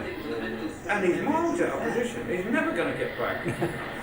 By comparison yesterday, those Irish blokes, or those blokes masquerading as Irishmen, just ran at everyone. You look at Morris was a good player for Ireland. Very good player, this boy Morris. I liked him last night, he had a marvellous game.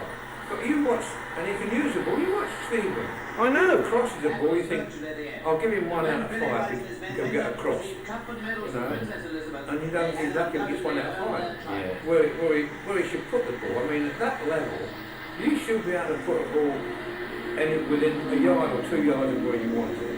You shouldn't have to hope that that's going to get to a man. You should be able to get it to him. And this is what he Well, Charlie, how do you feel about the remark, it's on his wrong foot? Did you see that? Did you see that match? I don't know the only match there. There was a fellow running towards the wing. That was a sideline. It was on his right. It was a left-footed ball upfield. Yeah, but he kicked his it right foot. It almost broke his leg. Yeah. He kicked it upfield. I did. He went out of play. It was the easiest thing in the world. Then it was his left foot. Well, I was with my other brother, and we both say the same. I mean, as far as I was concerned, when I was a kid, my left leg was for standing on. But by the time I finished with a tennis ball against the back wall of the house, and the old man wanted to chase me all over the place because I'm looking at pointing out, I could do more with my left foot than I could with my right. But it was only because I persevered by making myself kick with the left foot.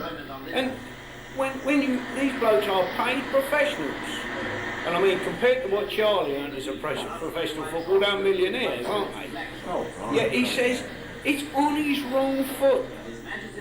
I just don't believe it that a man who's a paid professional can only kick with 1 foot. Or accurately. All day long, it's every time, all the time in the world, it's a development. Yes. I mean, you've only got to get someone that come out the back with me, and I'll throw some awkward balls at you on your wrong foot to make sure you kick it. Straight away, yeah. Because, I mean, Talk about one-footed players. I mean, we used to Chris say, Stafford was a one-footed player. I mean, you know, that goal he scored with his right foot.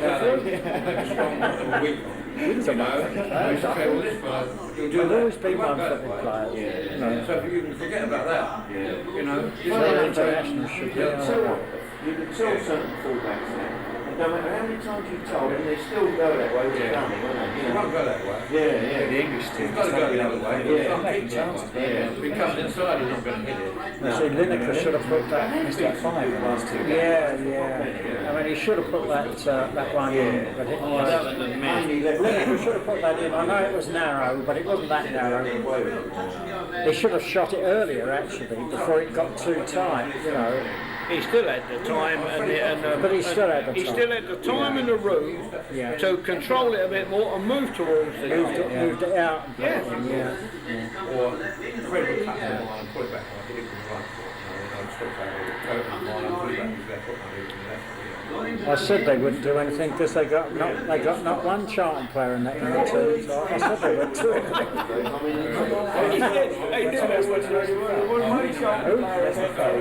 No, yeah, he's living in Gillingham. That's one of our mates who lives down for lunch. That's nice. Lovely bloke. Really nice bloke. Yeah, so he's got a few stuff. Yeah.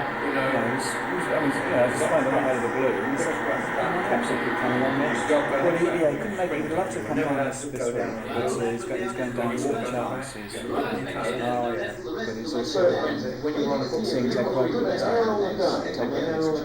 Oh, yeah. He also still sees occasionally Barney coming. He said he's got a lovely partnership rather than reserves. Yeah.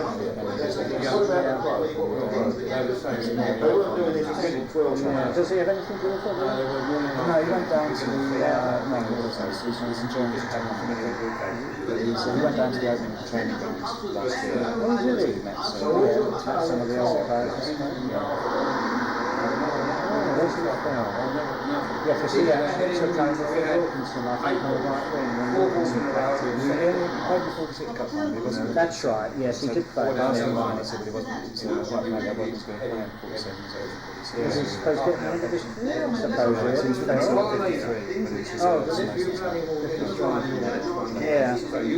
No, it was the, oh, of course, Colton Hurst was the right wing. So you always get a move, you could always get up and move the ball. Where you fit it, I suppose he never goes to watch Gillingham now, does he? I don't know, it does take some personal souvenirs, but I yes, yes, oh, your history class is not internet this time. Oh, isn't it? Reggie's retiring, so you can't get anyone to play. Oh, I thought that's what it was. There's no problem. Oh, there's no problem. Tuesdays. No, that'll be all right. Great. Oh, well, this will take the place of it, you know. He wasn't sure, you know, he didn't know, he said he was 65 and you have to retire at 65, so he said, I don't know whether it's carrying on or not. It's not. It's a shame because most of them, I mean, there's only about 10 or 11 of us, but they're mostly disabled. again. This is Lynn Still, or I told you. Charlie Revell.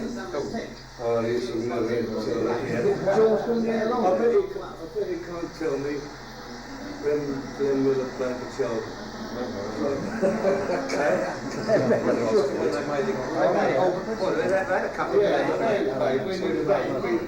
Chelsea 3-1 in the South Cup final. He played at Wembley. Yeah. What did that about? What did he have about? Yeah, he is playing. That was very nice in that, was it? Was it Ireland? Thank you very much. This is the one that we haven't got then. On this video tape, which is what it'll be running off now. That's the end of it, I think, isn't it? Yeah. Do you want to tell them one back? But that's the one against Chelsea where Charlie scored, of course. So he was saying it's really a hat-trick because Don Welsh got it across the line. Yeah. But Len went to all of these games. I went. Well, I was saying that I've got a report on that match, but they said it was the best match. It was a good game, that was, wasn't it? Yeah. Who's don't sit at the same height, do you? Those days. Well, you're looking at it at a different angle, aren't you? Chelsea were going to paralyse him, weren't they? That Williams from Watford. Yeah. You remember the inside forward, he was going to turn you over. Yeah. And after the 7-1 defeat the week the season before, you know. It was understandable, wasn't it? Blimey. It was too up early, quite early. Yeah, That's the day he said a bit about 4 men when he pushed me through that. Yeah. To the edge of the box. Yeah. Because the interesting thing about Sailor's transfer, what he was telling us, there was Charlton would not sell him to Villa. Yeah. I mean, Seedy was saying, no way you're going to Villa, because we don't want you to play at Villa. Yeah. And there was that arrangement where he went to Forest, I think he went to Forest, and it was an understanding with Forest and Villa that he would move to Aston Villa from Forest, so he got his own back on City. When the manager was Gorston. That's right, yeah. As a matter of fact, I was telling Len, because Len was influential in introducing him to his wife, but he had his 50th wedding anniversary about 3 or 4 weeks ago. Well, old George Green, he must be well over 50. 77, George. Yeah, but I mean, he's been married well over 50 years now, hasn't he? But funny enough, I mean, Seeley never trained us at all. This is an incredible thing about the man. I never ever remember Seeley coming out on the field and telling us what to do or what not to do. The only time he ever spoke to us, I think I've got a photograph somewhere at home, was in the boardroom on with the old football. There used to be a table with a football pitch on it, with things we moved about on it. Oh, yeah. Well, I thought that was in there. Not in the ballroom, in there. In the tea room. That's right, yeah, I know that. I can't ever remember saying it myself. Would it be true to say that northern players got on very well with him, but southern players didn't? Well, I don't know, he never really got any, I never knew anybody who got close to Seeley. Well, the likes of Sam Barton used to like him. Oh yeah, most probably, yeah. But probably been all, and because he took most of his personal from the pits, didn't he? yeah.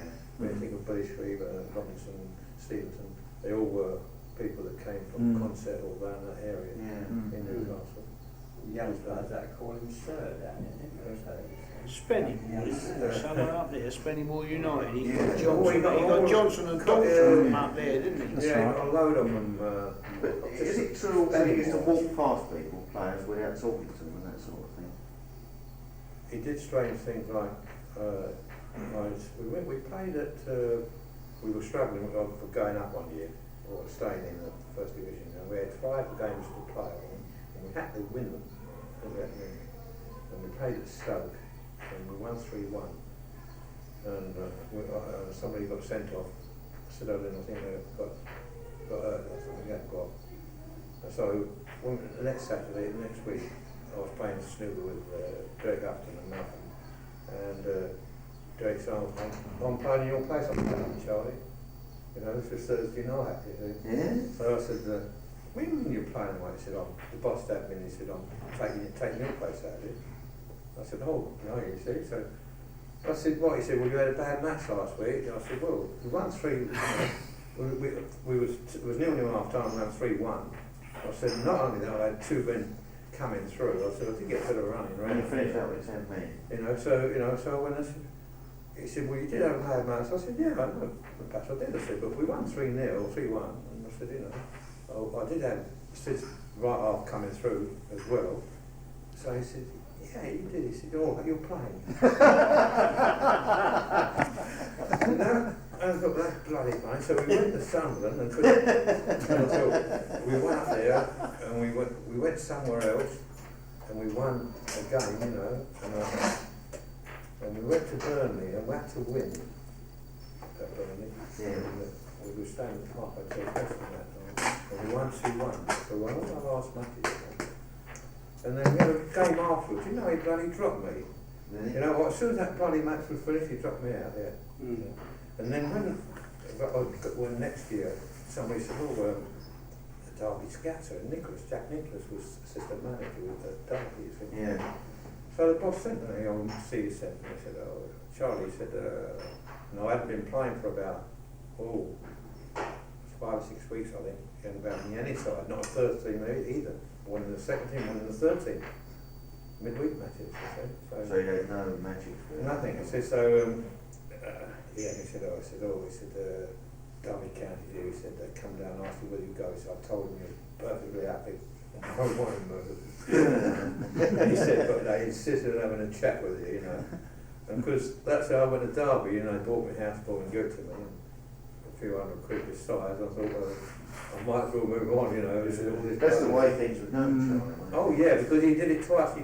He did play me, he put me in a reserve match at over West Ham, and we won 6-0. And Terry Woodgate was outside, and I was playing left full back at the time. And I thought, that's it, I'm in the side, it was our game. I thought, Christ almighty, And I think it was about 4 weeks later, we had a friendly at Millwall. And I go again, I know a good match, but because of what is, was he was putting me in for these people to look at me. Yeah. I had another good match, and out again. Yeah. But then what he had me in to say, we had come down for you, but I've told you I'm quite happy you won't want to move from here, you know. But he used to always state publicly that he would never pay anybody to come to Charlotte, didn't he? Yeah. I mean, whether he did or not, I don't know. He said he lost a lot of players through it. Yeah. But certainly, as you say, there's all sorts of tricks like they. But I upset him in wartime, and I think he never forgiven me that. Because you most probably know it, I was down 1 week playing, and I wouldn't be playing next week, I'd be playing Wrexham next week, or Bury, you know, wherever I was, you know. But I used to come down and play a game, go get 3 goals, go back and get 3 for Wrexham, and come back again, and another 3 for Charlton, back again, and for Bury and score that. Anyway, he had me, well, I think we played at Brighton, we were in that wartime month, and we won about 6 something, I had 3, and Wrexham had a match at Manchester United, and I thought, I was going down every night, catching the bloody late train Friday night, arriving in London, you know, that type of thing, catching the lane, getting back to Coburn early in the morning and getting a taxi home and that type of thing. And so I thought, I'm going to play for Wrexham with this match tonight, you know. So I said, I won't be down the next week, boss. So he said, oh yes you will, I'll get permission for you, get along with it. So Wednesday came and somebody said, oh Charlie, there's somebody at the gate. A gate, you know. And it's seedy. So he said, I shouldn't, Finley was me at CO, when Commander Finley was he won the Olympics earlier after, and I could have got off, and he said, I said, no, I'm going to play for Wrexham with Manchester United. He said, you won. So I said, well I am not going to play. So when I got to Manchester United, they were playing Old Trafford. Howard, is it? The FA was there, and he called me and he said, Mr. C says he's going to told us to stop you from playing. I said, what for? I said, I've played for him so many games, I said, you know, and I said, I find it very tiring. Keep going down there every week, you know, and I thought I'd play for Wrexham this week, because I'm occasionally played for. He said, well, you haven't tried hard enough, you could have gone. I said, I know I could have gone. I said, but I thought I'd done too much. So I said, and we started arguing, so I said, well, all I want to know is can I play? And so he said, all right, you can play. So I played and I scored a hat-trick, we won 3, we were 2 down around, we won 3-2. So, because when I went back the next week to play, to see to Charlton, so he said, expenses, Charlie. I said, oh, £6 something, I think. What do you mean £6 something? I said, well, he said, it didn't cost me bloody £6, I paid first class. I said, yeah, but you want me to come down here? I said, want my night off. So I've got to pay somebody £1 at least to do my night. I've got to get to Coburn, which is about 3 miles away. I've got to get that taxi back with me. So I said, it's either £6, I'm not coming at all. Because we had an argument and all that, he paid me the money, but he was never dreadful bring for that one. I mean, there was a story about Lawton, when they got Tommy Lawton down there. Oh, Georgie came out with that story, didn't he? And he often so pathetic, and he said he stole it on purpose. He used to drink a bottle of whiskey up to the wolves in the bottle bank. Yeah. And Ted Croker, I think he must have been the only game he ever played at Central Harbour. He didn't play him many, I think it was about on occasion, most probably you might remember more than me. But he played, we were playing at Wolves and Ted was in the side, and Ted was a pilot in the Wolves. Yeah. So he only allowed us half a pint of beer if he wanted it. That's all you were allowed, you know. But Ted was new, so he had a double Benedictine. And because he drank it, and because when Seeley gets the bill, he put his old glasses on. About 5 shillings only. Who's had this? So I said, what's the matter? Somebody said, what? A double dead. So Ted said, I did. He said, 5 shillings. And I said, Ted got up, took it. 2 uppercuts out of his pocket. Said, yeah. Went back and sat back, you know. Oh, I don't want it. No, you have it. And I was taking photo of it. This is like. Which was a lot of money, really. Yeah, it was a lot. Really. Yeah. So that's Chuck's feeling out there with that. Really shocked. But, I mean, you were saying that he had this whiskey on the way to Wolves because it was going to be a hammering or what, you know. I mean, he was a whiskey drinker, wasn't he? I mean, really. But when did he start drinking? I mean, another incident in the semi-final when we played Newcastle at Leeds, you know, we were at Harrogate Hotel, you know. Yeah. and that, and it broke out that we was all going down with food poisoning. Food poisoning, yeah. And I was over 9, but there was 8 on the Friday morning that were literally down with it. Really bad, you know. And because it broke, would the game go on, you know, kind of thing. Perhaps you might have seen it in the morning. remember. Were you around there? Yeah, and he came in there, and it was Harold Palmer who gave it that. And he come in there, and Harold Palmer, he ran him out of the bloody hotel and threw him down the bloody steps. Did he really? He did, didn't he? You ever come anywhere near me again? Any of my team? Don't ever come anywhere near the place. What I do, he said, I'll do the same again to you.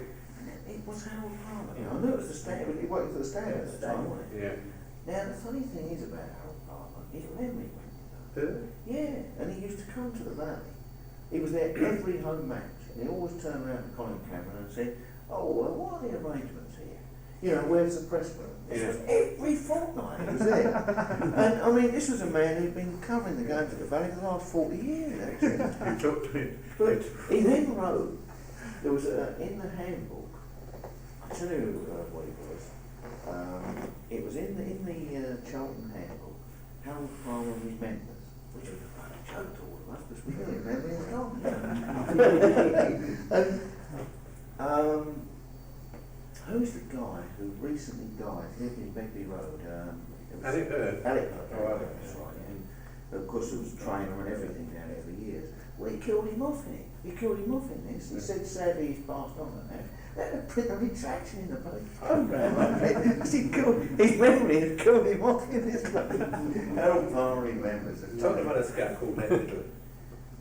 Sorry? Ned Little. Yeah. Yeah. And he was still scouting when he was 92. Cool.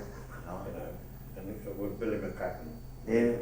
I think he died when he was about 96. Because he was the outsider of the third backhand, wasn't he? Yeah. Him and Frank Hudspeth. Yeah. Well, Billy and Little, I was over at the Orient match watching him this match. And he used to scout for Tottenham, Billy. He had the old programme, and he'd come in, and there'd been 3 changes, you see. He'd come in and said, so was having a bloody good game at the Rally. So I said, what do you mean, Ned? I said, he's not playing.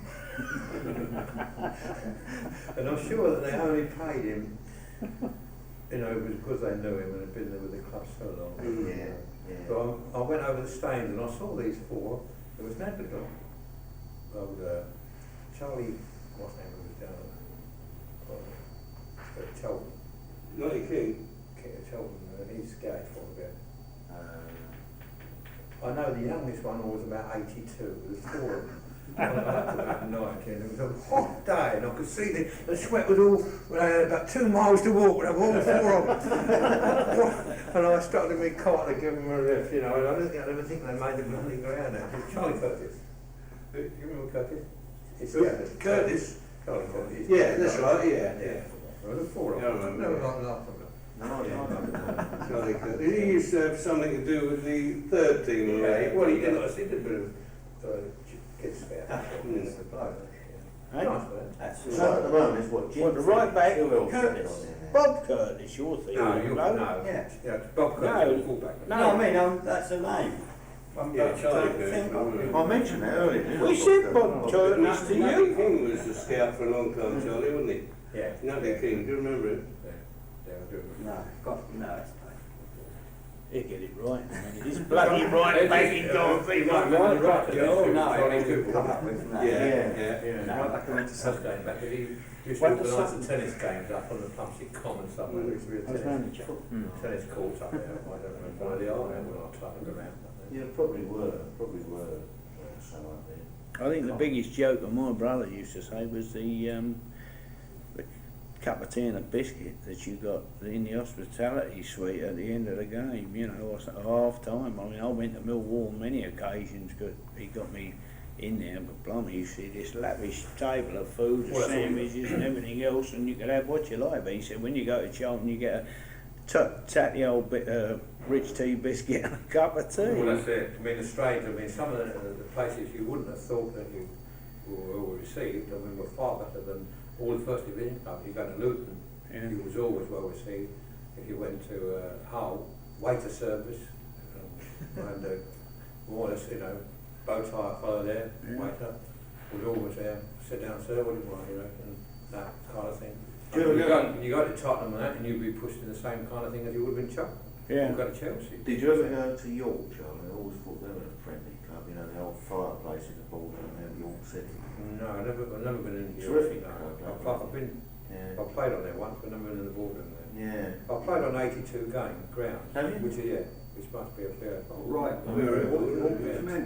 Because I was when I was at Bury, when I was at Bury, I played against Rochdale. Wrexham. Yeah. All the other places. Yeah.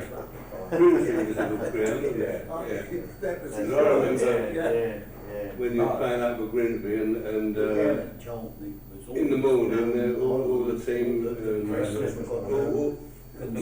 Christmas morning, no, that end of the season, and all the team were having to walk round the fish stocks, you know, to get their fish, and there was no fish on them. Sammy Barton spotted me, I was doing a job up there in the ice company, as a matter of fact, and Sammy said to me, "Oh, Len," he said, "can you get us any fish?" So I said, "Yeah, I'll get you some fish." Sammy, so I said, "Leave us a couple of tickets on the gate then." So she said, "All right." Wonderful bloke. So I got a great carrier bag full of fish. I don't know whether you remember it, Charlie, but anyhow, after the game, we took this bloody fish up to Grimsby, you know, only 1-2-1, I think it was. And after the game, CD got all in the coach and one thing, you know, dressing in the bloody coach. Yeah. And Sammy said, "Got any fish then?" I said, "Yeah." Chucked it to a Billy Whittaker and said, "Oh, they ain't got any fags," because fags was short then, you couldn't get fags. And they were out of that ground in 20 minutes after the game started. Yeah, after the end of the game. Do you remember that, Charlie? No, can't remember it. You were sitting next to Billy Whittaker. I'll tell you something, you were talking about this hospitality. Not so very long ago when Benny was the secretary, Right. they started marking them with whiskey bottles in the press room. Because they used to play around with it, they used to walk in the bar, you know, you can imagine. And they deliberately emptied it every week. So he stopped it and finished See, it. Benny was the biggest joke in the world how he became captain. Yeah? Because I'd been captain for about 4 years, and I think I had an injury and I was out. They made Frank not captain. Yeah. Now Frank is one of the nicest people we've ever met, and it wasn't his job, you see. So No. when I got back, I said, I decided I wanted to join the CD. So CD threw me the ball, you see. And when he didn't make me captain the first week I got back. He talked to Frank in it, but the next week he threw me the ball, so I threw it back to him, you know. I said, "You find somebody else, you know, whatever."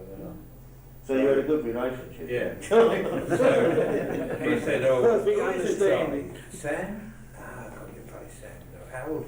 Ah, bloody. He went through the whole team, so I said, "There's only one fellow left, you haven't met you, that's Benny." Oh, Christ, I can't get bloody Benny. He never gets here early, he always 10:30, 11, he got stuck in the tunnel somewhere. So I said, "Well, that's the only one." So he said, "Oh, well, it'll have to be Benny then, see?" And this is where the big trouble come between Trotter and Benny. Because Trotter was always in with the seat, you see. Next morning, Benny's there at 8:15. in with CD. Yeah. You see? And because from that morning onwards, Benny was always in there at 8:15 in the morning. And because Trotter couldn't get a word in, so he was more, the boss was talking to Benny and not to Trotter. So C was always in there early? Yeah, always early, yeah. Yeah. And because this is where the, you know, bloody fella, he's always in there. He couldn't get, when he wasn't captain, he said, we couldn't get him in the bloody place till 11:15 in the morning. He always stuck in the tunnel. Because, things he did, I mean, you know, on the field, I mean, you were there the day when he had a corner kick, you know, and he was right half that, so Duffy was outside of it. And 2 minutes to go, and went 2-1. So he goes over, takes the corner, puts the ball, walks back. Walks back, yeah. Oh. He's got to get round and go, where's he kicking? Why not the fucking stand? Why not stand? And he turned and he ran, because he used to run in. He ran right until he got behind Harold. Right back. They took the goal kick and Howard, somebody flicked it on, Benny strapped it. And they were saying, Christ almighty, what might he take the corner? He's turned it, you know. Yeah, well, he was a mucking, because he'd go in, and in those days, not like today, I mean, they've got so many different fur boots in those days. If you had wet weather suspect, they used to put high tops on, didn't they? If you dried off, they'd take them off. Yeah. He'd do everybody's shoes, boots. What, Ben? Yeah. He used to go. See what they were level. This is don't look at him. And he spent all fucking an hour, 2 hours, shaving everybody's boots. And all of a sudden they go hard, so if I can take all that off on Friday, he'd be out there taking all off. And this is true. But yeah, fucking nuts. I remember when he got sent off against Portsmouth. Do you remember that, Charlie? Yeah, what did he get? That was the same day. He was the referee. And then he put the ball on the ground, didn't he? And Jim Wiltshire went to pick it up and he trod on his head. He did a lot that day, didn't he? Yeah, he did. He was schooler at it all the afternoon. It was another time with Benny. I remember it was on the the big terrace. I forget who they were playing, but anyhow, it was about the bus strike, you see. That was on. And if ball goes into touch, and Benny walks to get the ball, and I mean the throw is 20 yards away, sort of thing. See, so instead of Benny trotting up, he starts walking. So all the crowd start, "Come on, Fenton, get on with it." He said, "The fucking busmen are on strike, and so am I." And that was where we were. Him and Brownie, when they got together, they were deadly. Like Tommy Brown. Yeah. We went to this hotel this night because it was Manchester, was always a snooker table, and they were both very good players. And they came there, about 10 of us ago, and they waiting and going, "Right, what's it tonight? $5 a game, Tommy." No, right, all right, $5 in the pool, put it in the pocket then. So because Tommy was 100 breaker and no problems. Yeah, so you have to give Benny some starting.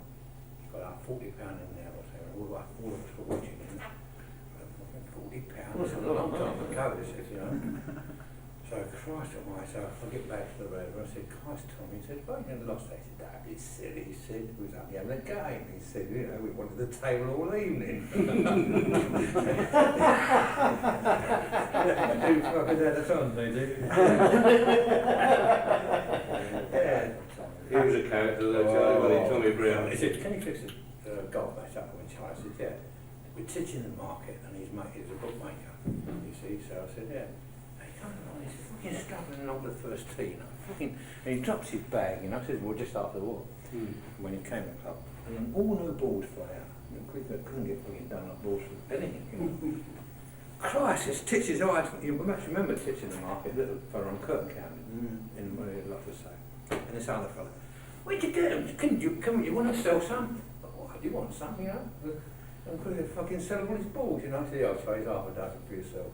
And he was always like that, Tom. Good ball player. Oh, because he could do one thing, I'd see he's trying to stop him doing it. If it was up there with the ball, he could pull it down with his foot, and it coming up and was up on his foot. And Stevie said, "Get behind it, get your chest behind it." "I can't do that." Because he never headed a ball, and oh dear, you know. Why did he never come off for Charlton? I mean, was it because of an injury thing, or didn't want? Yeah.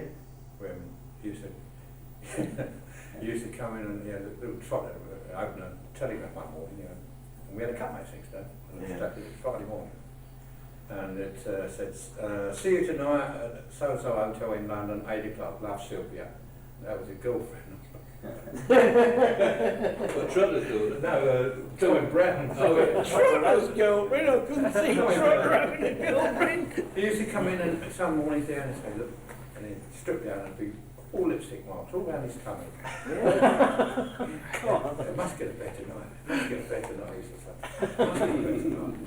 Oh dear, that's strange, man. Did he used to sort of go out of his way to amuse the other players, all that sort of? Yeah, he was you know, like, I think I told you the story before, he used to cut one of tickets and international tickets, you see. Scotland playing at Wembley. There's a Scotsman, you see. So he used to, all the young lads, and because it was around those days, there were a lot of young lads on the watches going around. If I'm going to, because only a draw was only used to be out 15 tickets, and so there was a draw from in those days. They said, "I'll put my name down to get $5. Come on, you can have it. Who can international? You have it. But for Christ's sake, don't tell anybody." And he used to go around all these 15, you see. Then he'd go out and see George Hicks in the office. George, don't put me down for yet. And then that's a kick the drawer. I don't want to be in that.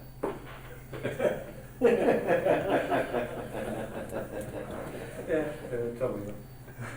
So he was a wide boy. When was it Arsenal, wasn't he? When he already played the Arsenal Cup match. Yeah. Do you remember that time? Yeah. And it had Tommy with his wife at home watching. It was his girlfriend. He might spread across the page, you know. Yeah, right across the page, Tommy. Then he left Cholton, and he used to go for a bit of backing on. The fellow named Cotton was there. We might remember. And this fellow rang up Jack Phillips because he left us on a Friday morning to play for him on Saturday. And he left it at about dinner time, and they phone call over from this pro Cotton to say about Tommy Brown, you know, a pass of £25, they'll check on him. And so he said, Jack Phillips said, bugger me, he said, just give me one. He used to be the bane of my life, Jack Phillips. I used to work with Lewis's coaches. Oh yes, yeah. And Jack, Jack Phillips used to have a row in the Clarendon, and he'd get one of us to go up in the van, take all his stuff out of Clarendon, put it all in the Regency for him. Then he'd have a row with the Regency a couple of weeks later, and you take it all out of there and put it in the Clarendon, and that's how it's all we ever used to do with Jack Phillips, moving from one home next door to the other, because he'd have a row with somebody. He was as tight as a drummer, wasn't he? I think that's what the argument was over the bill every time when he used to move from one hotel to the other. Didn't he have a place of his own, Charlie? Said in those days that Seeley used to say, I'm going up to Scotland for a week, you know, so draw £100 or something like that, you know, off of him. He said he was never went anywhere near Scotland. And that's how a lot of these managers took their jobs in the early days. Same with Alex Stock when he went to Orient. I mean, he took the Orient job £20 a week. But it wasn't the £20 a week they were interested. It was the extras. It was the extras they made. Same with Dick Graham. I mean, Dick Graham was the same. He used to say, I'm going over to Ireland, or Charlie said, I'm going to Ireland. Charlie said, if you really want me, you meet someone. He never went anywhere near Ireland. He was still over Sellers Park. What about the turnstiles? One for the goods, isn't it? Yeah. It's difficult to prove it, but they all say one for them, and the expensive one for them. Yeah. Well, you always used to stand at the Valley, and you look at the crowd figures in the paper the next day, and you think, my God, there was a damn sight more there than that. Times we've said that. Yeah. You see, I'm going way back for years. I know Don Welsh said that I met on Starman fairly recently, and he So said all of it. yeah, he was saying that they were playing with someone. If there was someone there who started not fitting, Because they'd be then it on was 79, and it got down to 65. And of course the record game was the Revell, 75. I'll tell you what, I've looked through the gate book on those matches, on the 75-031 versus, you know, in 1938, and there's well looking about it, because you've got one turnstile here. There was, I mean, you know the bank of turnstiles, you can see in those pictures. Yeah. Say turnstile 49, people went through 3,156. The one next to it, 30 people went through.